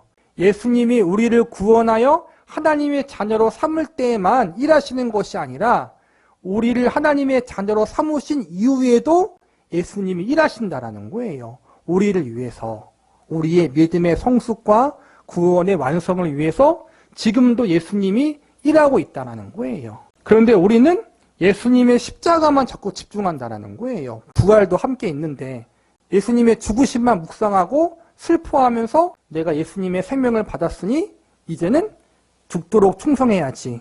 예수님께 받은 은혜 내가 갚아야지. 이러한 마음가짐은 맞아요. 필요한데 문제는 너무 십자가에만 몰두한다는 거예요. 구원의 은혜가 전부인 것처럼 구원의 은혜가 전부는 맞는데 이후의 삶에 대해서도 하나님의 은혜를 의지하며 나아갈 부분이 있는데 우리는 구원에서 멈춰버린다는 거예요. 구원이 처음이자 마지막인 것처럼 우리 신앙생활을 한다는 거예요. 구원의 완성을 향해서 성화와 영화의 자리에 나아가도록 우리를 부름받았기 때문에 이제 전반전을 뛴 거예요. 후반전이 남았다는 거예요. 전반전에서도 예수님이 나와 함께하고 예수님이 나를 붙잡아 주셨던 것처럼 후반전에도 구원 이후에도 나를 붙잡고 나와 함께 하신다는 것을 기억하면서 우리의 믿음의 성숙을 위해서 우리가 예수님과 함께 나아가야 한다는 것을 기억하자는 거예요. 보답이 아닌 훈련. 마태복음 28장 18절에서 20절에도 이 점이 아주 잘 묘사되어 있습니다. 예수께서 나와 말씀하여 이르시되 하늘과 땅의 모든 권세를 내게 주셨으니 그러므로 너희는 가서 모든 족속을 제자로 삼아 아버지와 아들과 성령의 이름으로 세례를 베풀고 내가 너희에게 분부한 모든 것을 가르쳐 지키게 하라. 볼지어다 내가 세상 끝날까지 너희와 항상 함께 있으리라 하시니라. 예수님께서는 제자들에게 할 일을 말씀하신 후 20절에 세상 끝날까지 너희와 항상 함께 하시겠다고 말씀하십니다. 이 말씀은 무엇을 의미합니까? 세상으로 제자들을 보내어 복음을 전파케 하는 것이 제자들만의 일이 아니라 바로 예수 그리스도 그분 자신의 일인 것을 의미합니다. 여기서 우리의 시각이 어떻게 잘못되어 있는가를 보겠습니다. 우리는 주님께서 우리를 위해 해주신 일에 대한 은혜를 갖겠다고 생각합니다. 나를 구속해 주신 일로 하나님께서 하실 일을 다한 것이라고 생각하고 앞으로 남은 일은 우리가 거기에 보답하는 것뿐이라고 여긴다는 것입니다. 그러나 그것은 잘못된 생각입니다. 하나님께서 예수 그리스도의 십자가로 말미암아 우리를 구원하신 것은 우리에게 하실 일의 전반전에 불과합니다. 후반전에서도 하나님께서는 우리에게 하실 일이 있습니다. 죽음에서 새 생명을 주어 우리를 구원시킬 뿐만 아니라 구원받은 자의 그 후의 신앙의 삶에서도 절대적인 하나님의 능력과 도우심이 있어야만 합니다.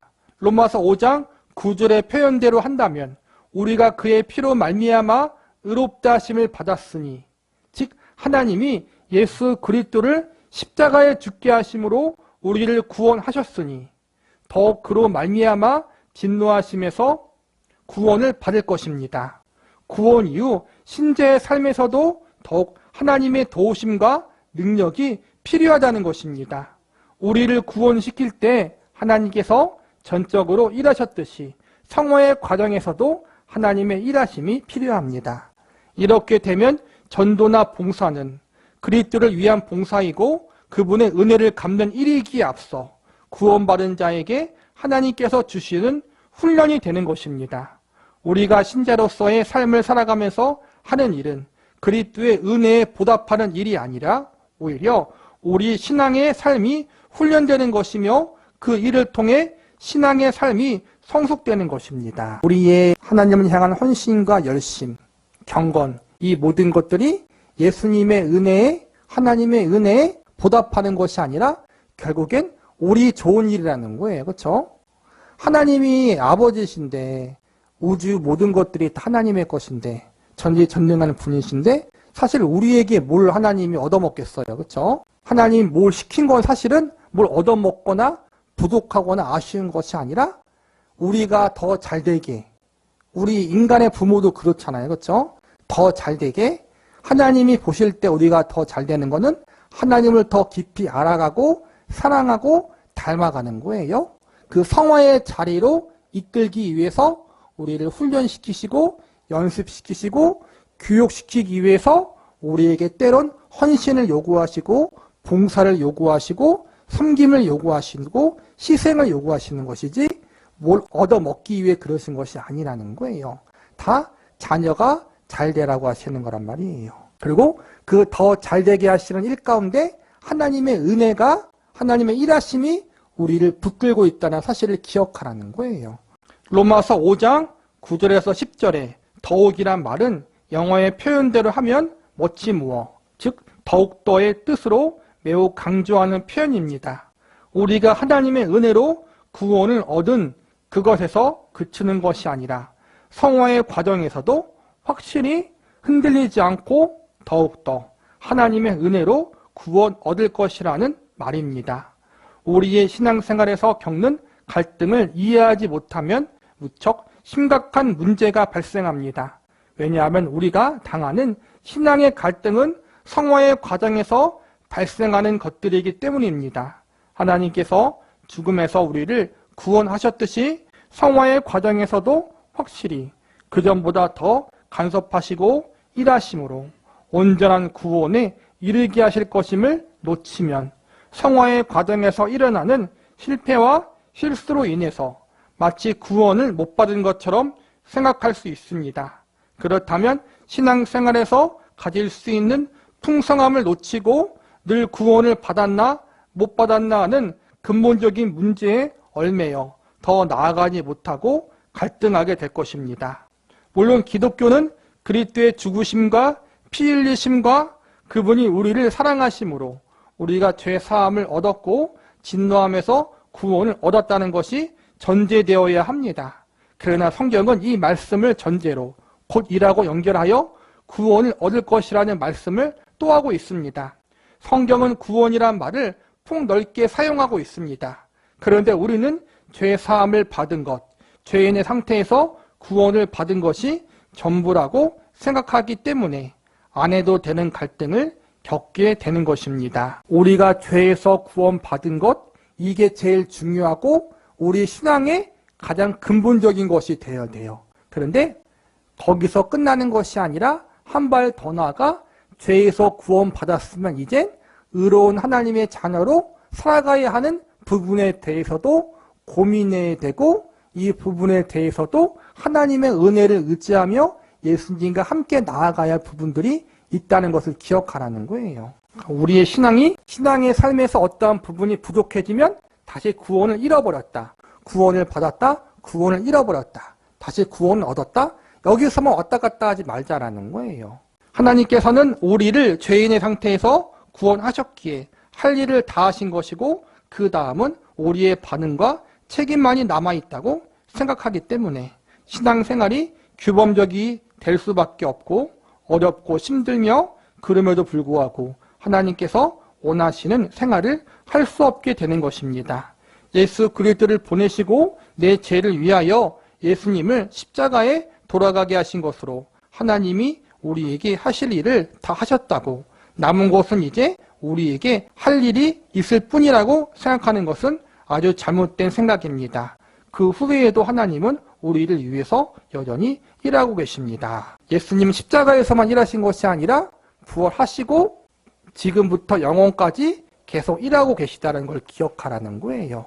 십자가에서의 죽음은 3일밖에 안 됐어요. 딱 사흘이에요. 가장 중요한 게 십자가의 은혜지만 십자가의 죽음만 묵상하지 말라는 거예요. 죽으신 예수님은 지금 살아계셔요. 그리고 우리와 함께 하시고 우리를 붙들고 계시고 우리가 천국 가는 그날까지 우리와 함께 하사 우리의 구원의 완성을 위해서 우리를 인도하고 있다는 사실을 기억하면서 그 하나님과 예수님의 일하심을 우리가 기억하고 그 하나님을 더 의지하며 우리가 구원받은 자로서 하나님의 백성으로서 더 담대하게 나아갈 수 있는 저와 여러분이 되기를 바라겠습니다. 신앙클리닉 19가 성령을 따라 싸우라. 신자들이 겪는 어려움 중 하나는 예수 그리스도를 믿지 않았다면 생기지 않았을 갈등이 생긴다는 것입니다.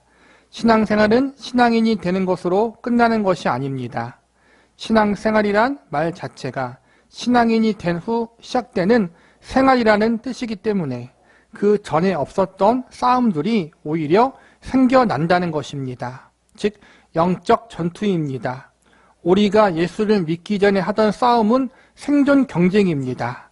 그러나 예수를 믿고 나면 생존 경쟁은 더 이상 싸움의 대상이 아닙니다. 그의 나라와 그의 의를 구하는 영적 싸움입니다. 그래서 우리 앞에 악한 세력이 길을 막는다고 해도 이런 싸움, 이런 갈등은 신자들에게만 허락된 하나님의 축복이며 이것으로 신자다운 삶을 출발할 수 있는 것입니다.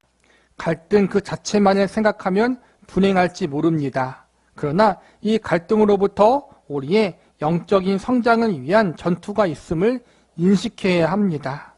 그런데 우리는 그리스도인이 되고 믿음을 가지면 이제부터는 행복하게 산다는 잘못된 기대를 갖게 되곤 합니다.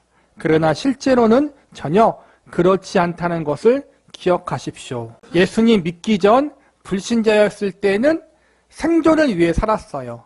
한마디로 잘 먹고 잘 살기 위해서 우리가 살았다는 거예요. 열심히 돈을 버는 이유, 열심히 일하는 이유, 이 모든 우리의 목적과 행하는 것이 잘 먹고 잘 살기 위한 싸움이었다는 거예요.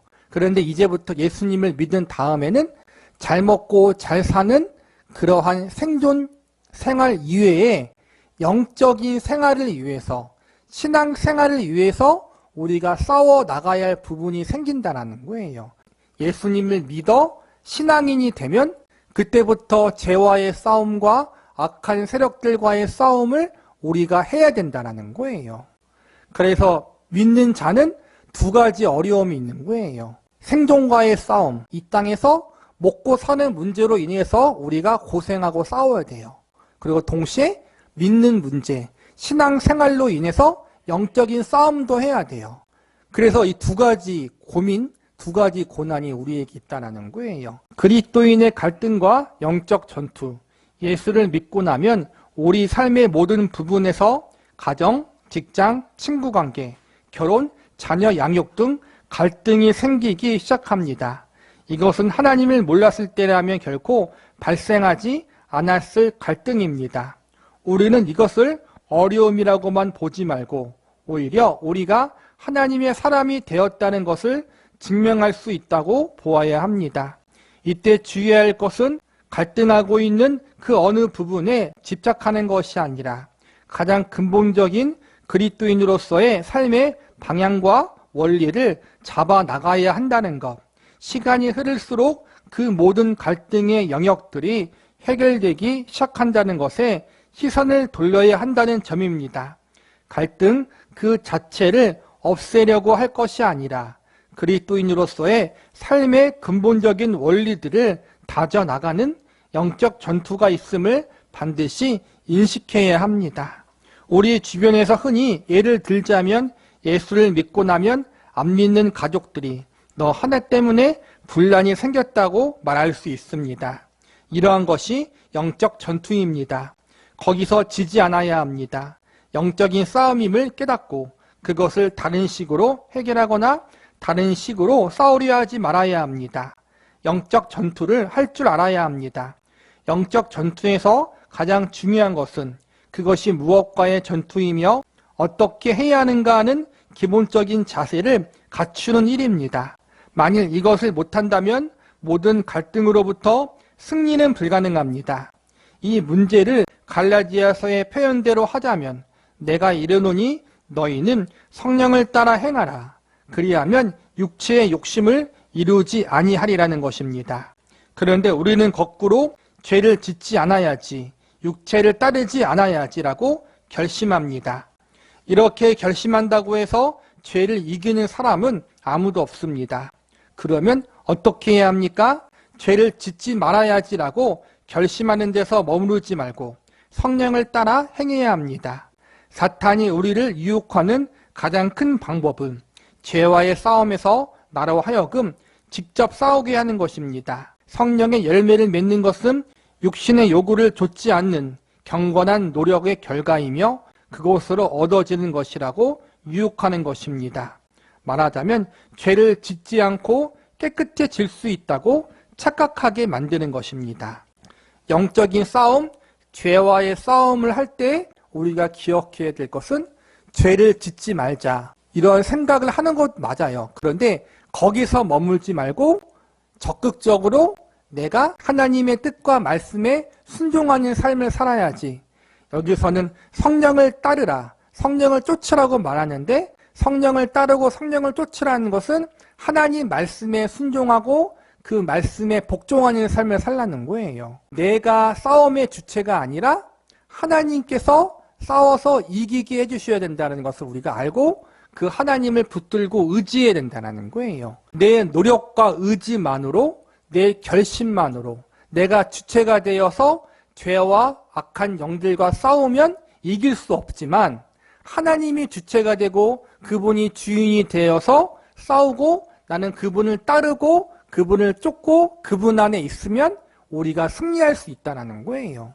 싸움의 주체가 하나님이 되어야 된다. 성령님이 되어야 한다는 거예요. 육신은 우리의 몸을 의미하는 것이 아니라 죄에 젖어 있는 인간의 본성을 의미합니다.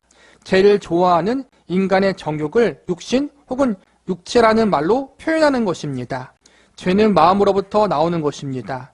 입으로 들어가는 것이 더러운 것이 아니라 속에서 나오는 것이 더러운 죄입니다. 우리 자체가 죄인이라서 우리 안에서 죄밖에 쏟아져 나올 것이 없는 것입니다. 그러므로 우리에게 죄가 나오지 않을 때까지 기다린다는 것은 어리석은 생각입니다. 악은 선으로 이길 수 있습니다. 신앙생활에서 죄를 어떻게 이기는가 하는 성화의 문제는 구원과는 달리 선물로 주어지는 것이 아닙니다. 우리 마음에는 성령을 따르는 마음과 육체를 따르는 마음 두 가지가 있습니다. 문제는 결국 하나님 앞에 나를 복종시키고 굴복시키는가 아닌가로 귀착되는 것입니다. 죄를 따르지 않고 하나님의 약속을 따르기 위해 하나님 앞에 나를 굴복시켜야 합니다. 내가 나를 쳐서 복종케 할 정도로 필사적인 싸움을 해야 합니다. 죄를 안 지겠다라는 마음만 갖는 것으로는 우리가 죄를 이길 수 없다라는 거예요. 적극적으로 하나님의 말씀과 그분의 뜻에 내가 나를 쳐서 복종하는 그러한 훈련과 필사적인 싸움이 필요하다는 거예요. 하나님을 의지하고 하나님의 도움을 구하며 그분의 말씀에 내가 복종해야 된다. 그 싸움을 해 나간다라는 거예요. 죄를 짓지 말자라는 싸움이 아니라 하나님의 말씀에 나를 복종시키자라는 싸움으로 가야지 죄를 이길 수 있다는 거예요. 영적 전투의 기본 자세, 에베소서 6장 말씀에 따르면 성도는 누구나 영적 군사로 부름받고 있습니다. 영적 전투를 해야 하는 사람들입니다. 그래서 성도는 의의 흉배라든가 진리의 허리띠라든가 성령의 검, 믿음의 방패 이런 것을 가지고 있어야 합니다. 이것 없이는 싸울 수 없습니다.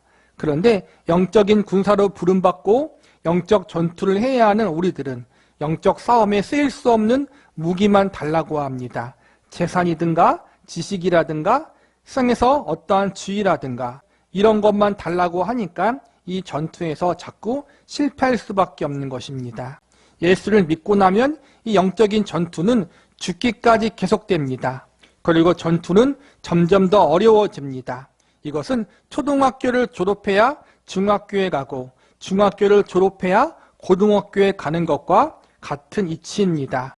그리고 그 공부는 갈수록 더 어려워지는 것 같습니다. 우리는 어려운 일을 당하면 그가 믿음이 없기 때문이고 하나님께 매를 맞는 것이다 라고 생각하는 분위기 속에 있습니다.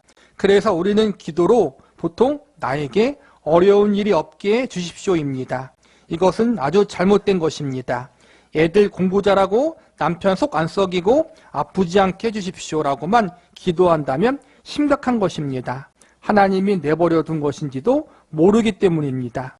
우리가 살아있는 한 영적인 전투가 있어야 합니다. 이것이 기본 자세입니다. 영적 전투를 위해 모든 신자는 두 가지를 준비해야 합니다. 첫째, 주 안에서와 그의 심의 능력으로 강건해야 합니다. 둘째, 하나님의 전신 갑주를 입어야 합니다. 성령의 검, 곧 말씀이 있어야 합니다. 그리고 투구도 있어야 합니다. 또 의의 흉배, 믿음의 방패가 있어야 적이 쓴 화살을 막아낼 수 있습니다. 그러나 그러기 위해서는 근본적으로 그런 무기를 사용할 만큼 본인이 건강해야 합니다. 그러나 우리는 가만히 앉아서 달라고만 합니다. 한국교회 신자들의 기도생활과 신앙생활의 대표적 모습은 복을 받기 위해 회개하는 것입니다. 회개해서 일단 하나님 앞에 복 받는데 방해가 되는 것을 없애고 그 다음에는 애를 써서 많이 받아냅니다. 우리는 신앙생활이 영적인 전투인데 영적인 전투란 죄와 싸우는 것이고 악한 영들과 싸우는 거예요. 우리를 죄짓게 만들고 하나님과 멀어지게 만드는 마귀들의 세력과 싸우는 거예요. 그런데 우리는 신앙생활을 그런 영적인 싸움이라고 생각하지 않고 그냥 육적인 복을 받는 것에 대한 싸움이라고 생각하는 거예요. 열심히 기도하고 열심히 헌신해서 복 받자. 그래서 고난을 당하고 어려움을 당하면 열심히 헌신하지 못했기 때문이다. 혹은 잘못했기 때문이다. 이렇게 생각한다는 거예요. 육적인 복을 받고 안 받고의 싸움이 아닌데 우리는 신앙생활을 자꾸 잘못된 곳으로 잘못된 방향을 잡고 하고 있다는 거예요. 죄와의 싸움이지 복받는 싸움이 아니라는 거예요. 예수님을 믿는 것 자체, 우리가 하나님의 자녀와 백성이 되었다는 것 자체가 가장 큰 복이에요. 이미 그 복을 받은 우리들은 이제 그 받은 복과 은혜를 가지고 영적인 싸움을 해야 된다는 거예요. 그리고 이 영적인 싸움에는 영적인 성숙과 영적인 건강함도 필요하고 영적인 지혜도 필요하고 기술도 필요해요. 성숙함이 필요하다는 거예요. 그러기 위해서는 기도도 하고 경건의 연습도 하고 궁극적으로 아까 말한 것처럼 절대적으로 하나님을 의지하고 그분께 복종하며 나아가는 게 가장 중요하고 가장 필요해요. 이러한 영적인 싸움을 위해서 하나님만 바라보고 의지하며 그 말씀대로 살기 위한 애씀과 노력과 몸부림이 필요한데 우리는 아까 말한 것처럼 복 주시옵소서, 축복 주시옵소서, 자녀가 잘되게 해주시옵소서, 건강 주시옵소서, 물질 주시옵소서 이러고만 있다라는 거예요. 그건 신앙생활이 아니라는 거예요. 신앙생활은 영적인 싸움이고 그러기 위해선 우리의 믿음이 성숙해져야 한다. 그리고 성숙해지기 위해서는 하나님의 뜻과 말씀에 나를 쳐서 복종시키는 훈련과 연습을 계속해야 한다. 약한 데서 온전해짐. 사람들은 이 두 요소 중 어느 한쪽만을 택하여 흔히 신앙의 파멸을 초래합니다. 어떤 사람들은 자신의 할 일을 주님께 맡겨서 그분의 심에 의지하라고만 말합니다. 하나님의 전신갑주에 대해서는 결코 아무것도 말하지 않습니다. 그들은 그것을 완전히 무시해버립니다. 또 어떤 사람들은 마치 그들 스스로가 마음대로 하나님의 전신갑주를 입을 수 있는 것처럼 강조합니다. 그들은 주님의 능력과 그분의 심과 강건함에 우선 의지해야 한다는 것을 잊고 있습니다. 우리나라 사람들의 의식구조는 가서 직접 일하는 것이 아니라 기도만 해도 적군이 다 까무러쳐야 되는 것이 신앙의 최고의 경지라고 생각합니다. 예수를 믿는다는 것은 돌을 깨우치고 어떤 흥분과 희열, 감정과 느낌 속에 빠지는 것이 아니라 실제적인 부름이며 실제적인 싸움입니다. 기독교는 싸우는 종교입니다. 복음의 진리를 입증하는 데는 우리들이 주님 안에서와 그분의 심의 능력으로 강건하게 되어 승리하여 이기는 것보다 더 좋은 길은 없습니다. 그리고 우리는 우리 자신이 약하다는 것과 도움이 필요하다는 것을 깨달아야 합니다. 주님께 의지함 없이 내 힘으로 하는 것을 자꾸 자랑하려고 합니다. 겸손해지는 것이 그렇게 어렵습니다. 신앙이란 겸손해지는 것입니다. 겸손해진다는 것은 주님을 의지하는 것입니다. 두 가지를 말하는 거예요. 우리가 조심해야 될 것은 하나님을 의지하는 게 맞아요. 그런데 하나님을 의지하고 바라본다는 뜻이 내가 아무것도 안 한다는 뜻이 아니에요. 하나님을 바라보고 의지함으로 내가 믿음으로 내가 감당해야 할 부분들을 싸워 나가야 되는 부분들이 있어요. 하나님의 말씀에 복종하고 순종하기 위해서 내가 싸워 나가야 할 부분들이 있고 세상과 맞닥뜨려서 하나님의 말씀을 붙잡고 나아가야 되는 부분이 있다는 거예요. 가만히 있는 게 아니라. 또 한 가지는 하나님을 의지하지 않고 내 힘과 내 의지와 내 능력만 생각해서 내가 어떠한 문제를 해결하고 세상을 이기려고 하는 것. 이것도 문제라는 거예요. 너무 하나님만 의지한다고 해서 아무것도 안 하는 것도 문제고 반대로 하나님을 의지하지 않고 내 힘과 능력으로만 하는 것도 문제예요. 여기서 말하는 건 하나님을 의지하고 하나님을 바라보되 내가 하나님 안에서 마땅히 감당해야 할 싸움을 해야 된다는 거예요. 기도가 만능 열쇠다라는 표현이 있어요. 틀린 말은 아닌데 기도를 당연히 해야죠. 기도가 가장 중요해요. 이 말은 기도만 하고 아무것도 하지 말라는 것이 아니라 기도하며 나아가라는 거예요. 기도를 하면서 내가 해야 할 일들을 해야 된다는 거예요. 바울은 우리가 하나님 나라에 들어가려면 많은 고난을 당해야 할 것이라고 고백합니다. 그리고 이렇게 환난을 당하게 하는 이유를 하나님만 의뢰하게 하려 하심이라고 말합니다. 그렇게 순종하고 겸손한 바울에게도 하나님이 계속 훈련시켜셔야 했던 것은 능력을 주기 위해서가 아니라 하나님만 붙잡게 하려고 하는 것이 더 중요했기 때문입니다. 사탄의 가시가 떠나게 하기 위해 바울이 주님께 3번 간구했더니 주님께서는 내 은혜가 내게 족하다. 이는 내 능력이 약한 데서 온전하여 짐이라 하신지라고 합니다. 주님께서는 우리에게 능력을 주지 않고 주님을 붙잡게 하십니다. 사람들은 자신의 힘으로 할 수 없는 일에 봉착해야 주님을 붙잡기 때문입니다. 그래서 우리의 힘과 우리의 복은 주님을 붙잡는 것입니다. 그런데 우리는 결코 자신의 부족을 깨닫지 못합니다. 내가 얼마나 악한가 하는 것은 영적인 문제인데 영적으로 악하다는 이 모든 것을 인정하고 끊임없이 훈련해야 됩니다. 우리가 신앙생활을 하면서 고난을 겪어요. 그렇죠? 인생 자체가 고난이잖아요. 사실은 교회를 안 다니는 불신자들도 보면은 개인적으로 가정적으로 다 문제를 갖고 있어요. 고난의 문제들을. 믿는 우리도 마찬가지예요. 예수님을 믿었기 때문에 고난이 다 해결되는 게 아니에요.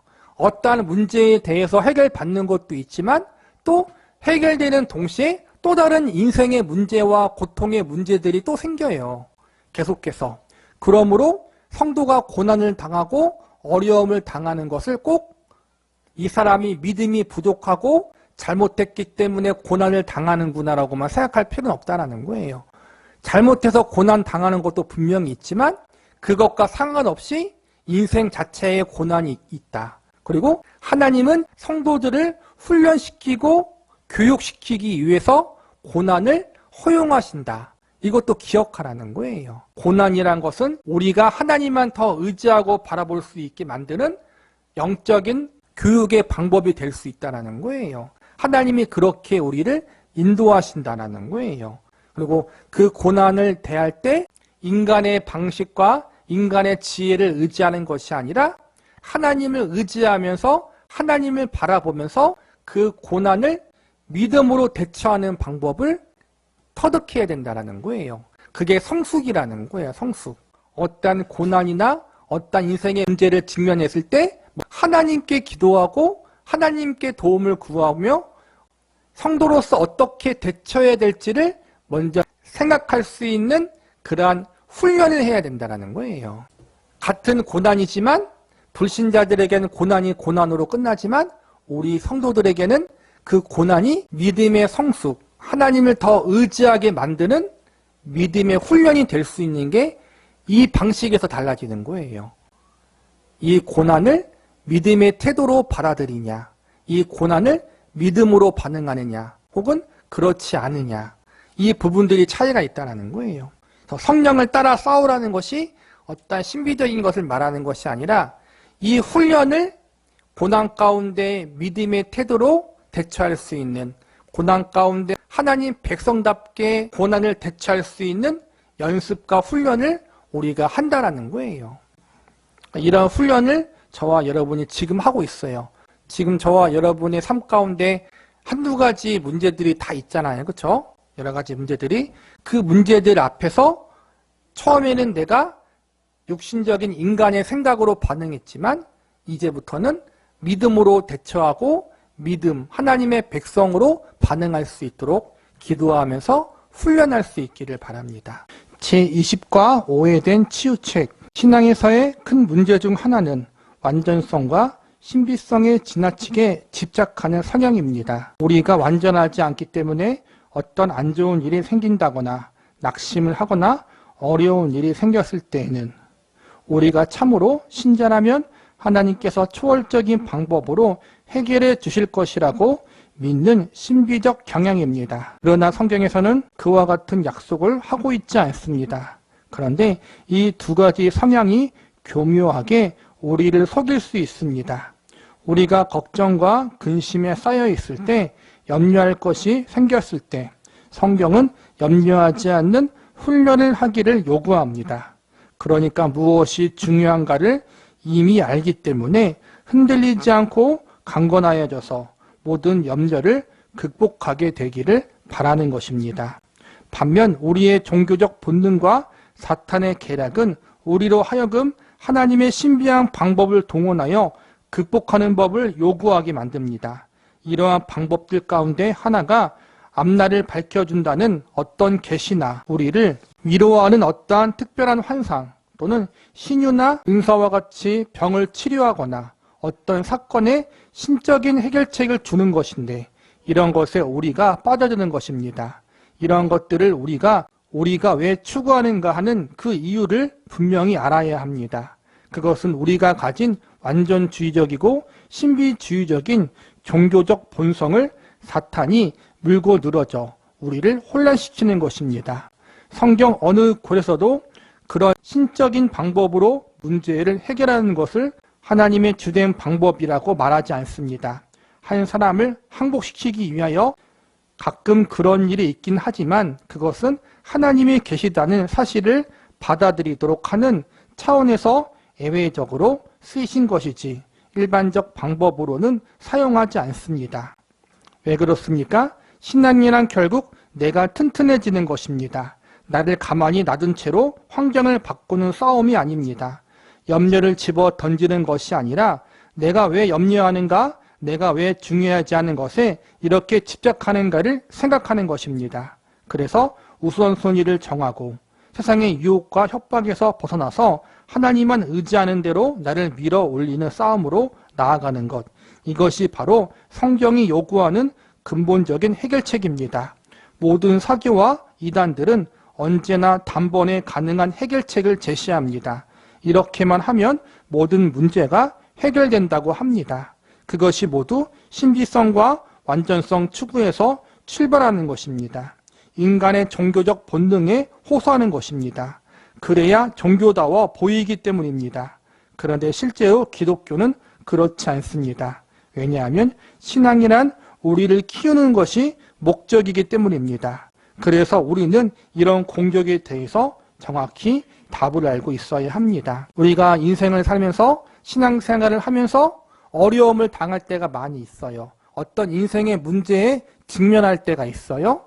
그럴 때 우리는 하나님 앞에 기도하는데 기도하면서 은근히 바라는 마음은 하나님이 특별한 방법으로 신비한 방법으로 이 문제를 해결해 주시기를 바라는 마음이 있다는 거예요.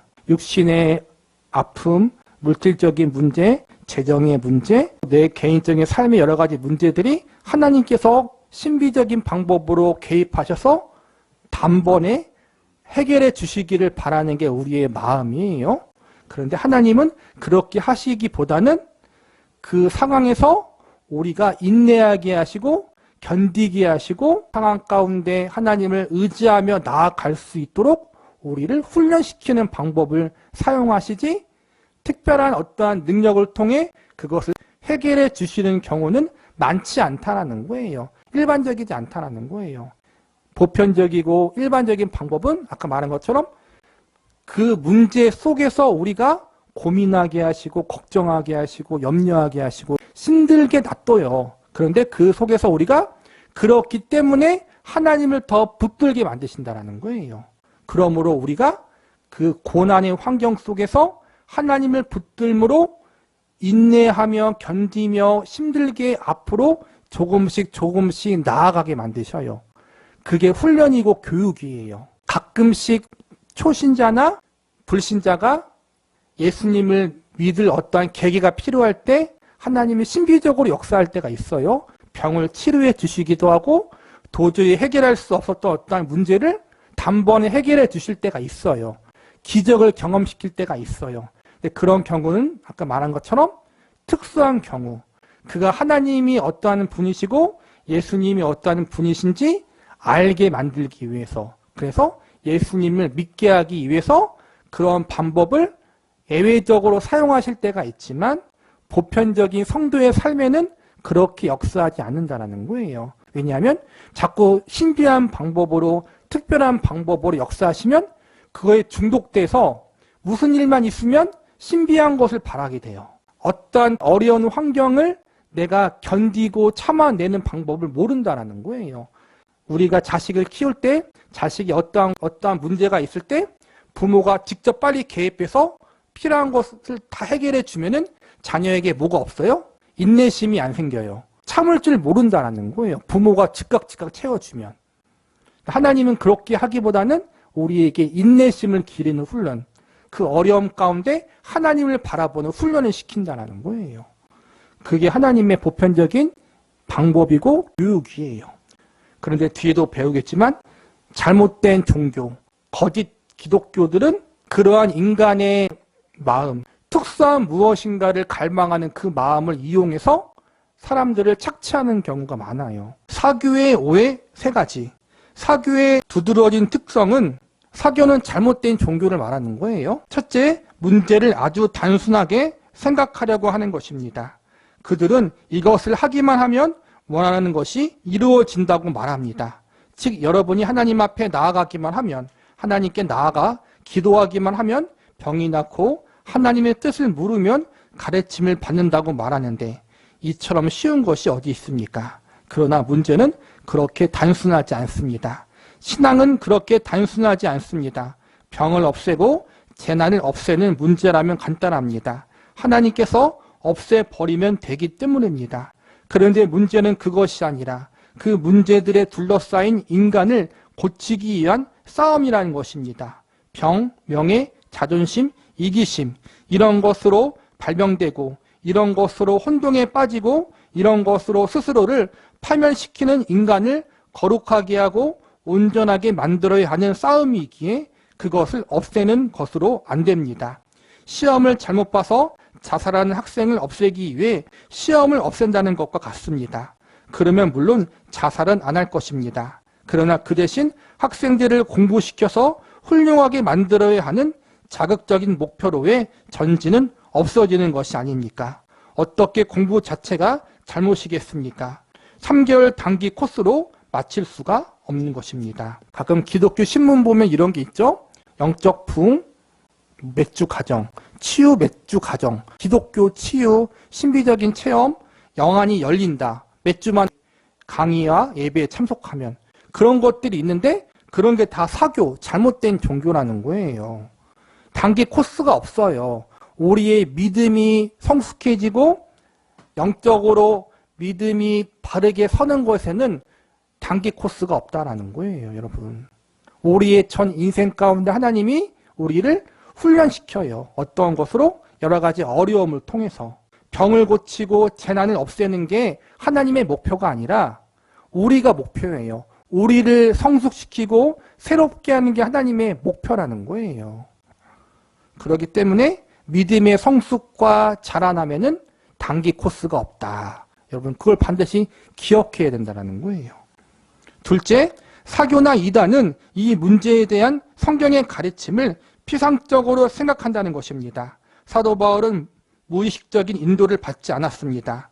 그는 가끔 인도에 대한 문제로 공경에 처하곤 했습니다. 실례로 사도행전 16장을 둘 수 있는데 6에서 7절에서 아시아에서의 말씀을 전하지 못하게 하시거늘 그들이 부르기아와 갈라디아 땅으로 다녀가 무시아 앞에 이르러 비두니아로 가고자 애쓰되 예수의 영이 허락하지 아니하시는지라는 말씀을 읽습니다.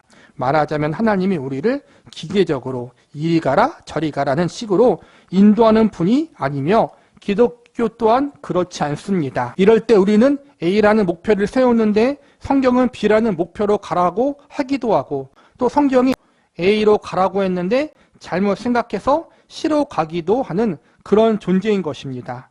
그러면 성경이 그것을 왜 그렇게 놔둡니까? 그 이유는 우리 자신이 목표이기 때문입니다. 하나님이 우리를 붙잡아 붓으로 사용해서 어떤 글을 쓰려고 하시는 것은 단순한 소모품으로 우리를 사용하시려는 목표에서가 아니라 우리 자신이 목표이기 때문입니다. 하나님의 뜻 찾기라는 것이 있어요. 하나님의 뜻을 어떻게 찾느냐 이런 거에 매달리는 교회들이 있다는 거예요. 하나님의 뜻이 있는데 우리가 열심히 기도함으로 그 뜻을 찾아서 순종해야 된다는 거예요. 그 뜻이 뭐겠어요? 기도함으로 드는 마음의 감동, 느낌, 생각 그런 것들을 막 기도함으로 찾는 건데 여기서 문제는 하나님의 뜻이 감추어져 있는 것처럼 생각한다는 거예요. 감추어진 뜻을 찾기 위해서 신비적인 무엇을 동원하고 신비적인 느낌을 필요로 하고 결국은 성경은 그렇게 이야기하고 있지 않다는 거예요. 성경 말씀이라는 계시를 통해서 우리에게 하나님의 뜻을 분명히 알려주셨기 때문에 감추어진 뜻을 찾지 말고 이미 기록된 말씀을 통해서 나타난 하나님의 뜻에 우리가 순종해야 된다는 거예요. 하나님이 우리에게 그분의 뜻을 숨기지 않고 성경을 통해 알려주신 것은 우리를 그 말씀에 따라 순종시키는 훈련을 하기 위해서예요. 감추어진 어떠한 뜻을 찾는 훈련이 아니에요. 하나님의 뜻을 찾는 훈련이 아니라 이미 성경책에 기록된 말씀을 통해 기록된 하나님의 뜻에 순종하는 훈련을 시키는 거란 말이에요. 근데 잘못된 기독교, 잘못된 교회는 숨겨진 뜻을 찾는 훈련을 하고 있다. 잘못됐다라는 거예요. 세 번째는 믿음으로 가는 기도에 대한 오해입니다. 믿음으로 하는 기도라는 것은 본인이 믿고 기도하는 것을 의미하지 않습니다. 믿고 기도하면 모든 것이 이루어진다는 표현이 아닙니다. 믿음의 기도란 무엇입니까? 확신케 하는 것이 무엇입니까? 구하는 자는 스스로의 마음 가운데 확신을 줄 수 없습니다. 또한 여러분이 구하는 대로 되리라고 믿는다고 해서 실현되는 것도 아닙니다. 믿음이란 말은 누구를 믿느냐가 핵심이지 누가 믿느냐가 핵심은 아닙니다.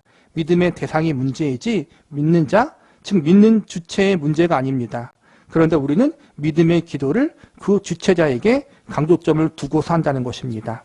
믿음의 기도를 잘못 이야기하는 게 기도하는 우리가 흔들리지 않는 진실된 믿음을 가지고 기도하면 응답된다. 혹은 어떠한 수단과 방법을 통해서 어떠한 의식을 통해서 하나님 앞에 기도하면 그 믿음의 기도를 하나님이 받으신다. 즉 기도를 받으시는 하나님을 상관하지 않고 기도를 드리는 사람이나 기도를 드리는 수단으로 말미암아 응답을 받는 것을 말하는 거예요. 그게 잘못됐다라는 거예요. 선포하는 기도, 아바 기도, 야베스의 기도, 히스기야의 기도, 막 그런 기도가 있어요. 막 왕의 기도, 이상한 기도들이 많이 있어요. 하나님을 아버지라 부르며 아빠 기도를 하면 더 응답이 된다. 손을 들고 기도하면 더 응답이 된다. 방언으로 기도하면 더 응답이 된다. 이건 뭘 강조하고 있는 거예요? 기도하는 사람의 방법을 강조하는 거예요. 우리는 그걸 믿음의 기도라고 여긴다는 거예요. 잘못됐다라는 거예요. 믿음의 기도는 하나님께 초점이 맞춰져 있는 거예요. 우리가 중요한 게 아니라 기도를 들으시는 하나님이 중요한 거예요. 그래서 수단이나 방법이 중요한 게 아니라 우리가 이미 예수님을 믿었으면 저와 여러분은 하나님의 자녀예요. 그렇기 때문에 수단과 방법이 중요한 게 아니라 우리가 예수님을 의지해서 기도한 모든 것을 하나님이 다 들으셔요. 응답에 대해서는 하나님 뜻대로 하는 것이고 하나님께서 들으시고 하나님의 방법대로 하나님의 뜻대로 응답하는 거예요. 우리는 내 생각과 내 뜻대로 응답되기를 바라면서 기도의 수단을 자꾸만 변경해서 내 뜻을 관철시키려고 하잖아요. 잘못됐다라는 거예요. 그러지 말자라는 거예요. 기도하는 우리가 아니라 기도를 들으시는 하나님 아버지가 중요하다. 그러므로 저와 여러분은 하나님의 자녀이기 때문에 어떠한 수단과 방법을 의지하지 말고 예수님을 의지해서 기도하시면 하나님이 다 들으셔요. 대신 내 생각과 방법대로 응답을 하진 않으세요. 하나님이 들으시고 하나님의 방법대로 응답하시는 거예요. 그러니까 이것을 기억하자라는 거예요. 믿음의 기도는 예수님을 의지함으로 하나님의 자녀와 백성이 기도하는 모든 기도에 대해서 하나님이 다 듣고 계시고 알고 계시다라는 것을 믿음으로 기도하라는 거예요. 하나님의 사인을 기다려서 이러한 확신을 갖는 문제에 있어서 자신을 강압하거나 자신을 설득시킬 수 없습니다. 제가 생각하는 믿음의 기도는 언제나 성령님께서 친히 지도하시고 주신 기도입니다. 성령께서 기도를 명하실 때는 의심이나 불확실함이 없습니다. 성령님께서만이 의심 없는 확신을 주시는 것입니다. 사도들에 의해서 일어난 신유를 보더라도 그들이 병을 고칠 때나 기적을 행할 때 두드러진 사실은 나는 이렇게 하겠다고 미리 선포하지 않았다는 점입니다. 그러니까 그때그때 하나님께서 어떤 확신을 주셔야 하나님이 함께 하셔야 그 일이 일어나지 앞으로 내가 어떻게 하겠다고 하는 즉 내가 가진 어떤 것을 쓰고 있지 않았다는 말입니다.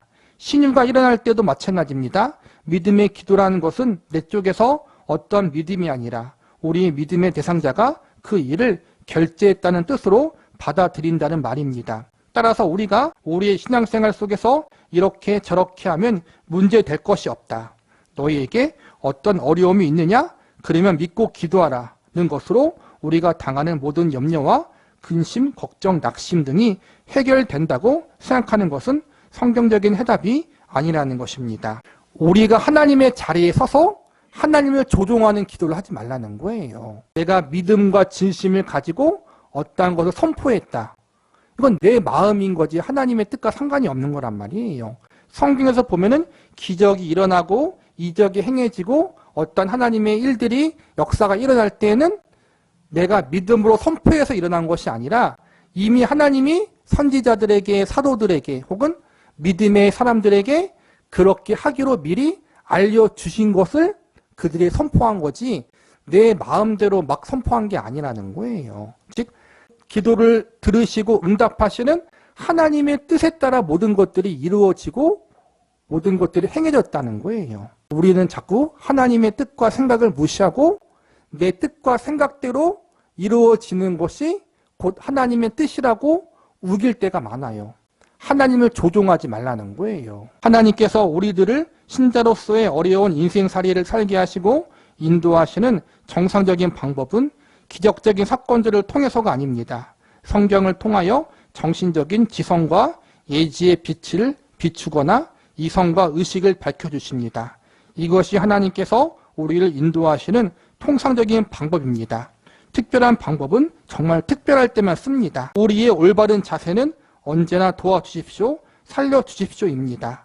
자신과 자신의 모든 문제를 하나님께 맡기고 의탁하십시오. 즉 병이나 미래나 인도나 무엇이든지 말입니다. 너무 우리가 하나님을 조종하듯이 하나님이 요술지팡인 것처럼 내 뜻을 이루는 어떤 수단이 되는 것을 조심하라는 뜻에서 좀 이렇게 강력하게 말하는 거예요.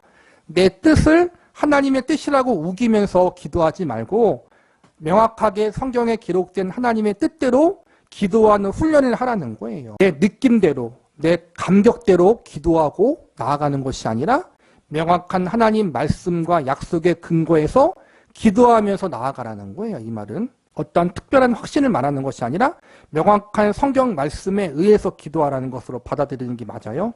낙심하거나 염려하는 것에 등에 대한 모든 해답은 어떠한 단순한 방법으로 주어지지 않는다는 것을 아시기 바랍니다. 왜냐하면 문제를 해결하는 것이 전부가 아니라 내가 커야 되는 문제이기 때문입니다.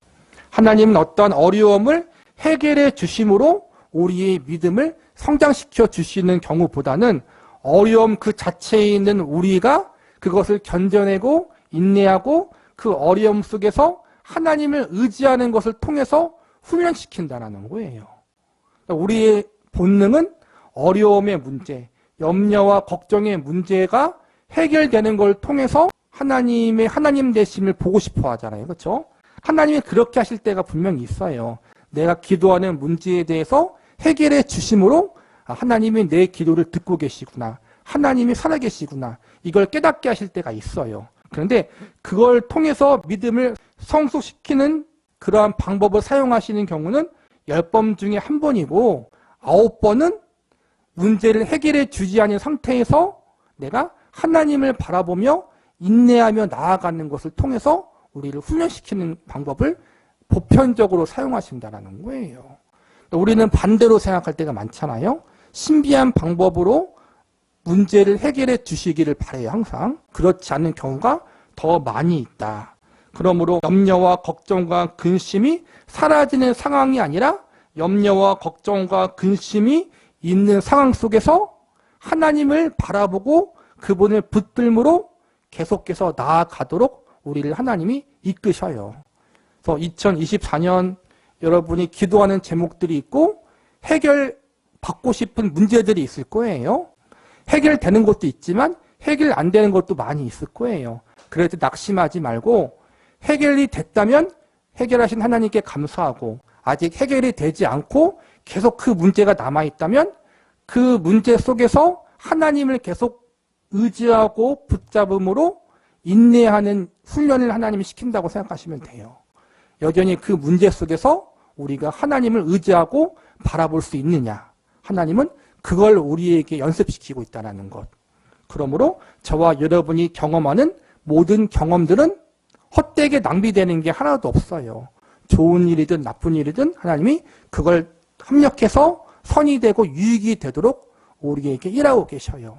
그렇기 때문에 여러분 하나님으로 말미암아 어떠한 일을 당하든 너무 낙심하지 마시고 하나님을 신뢰함으로 계속해서 나아가길 바래요.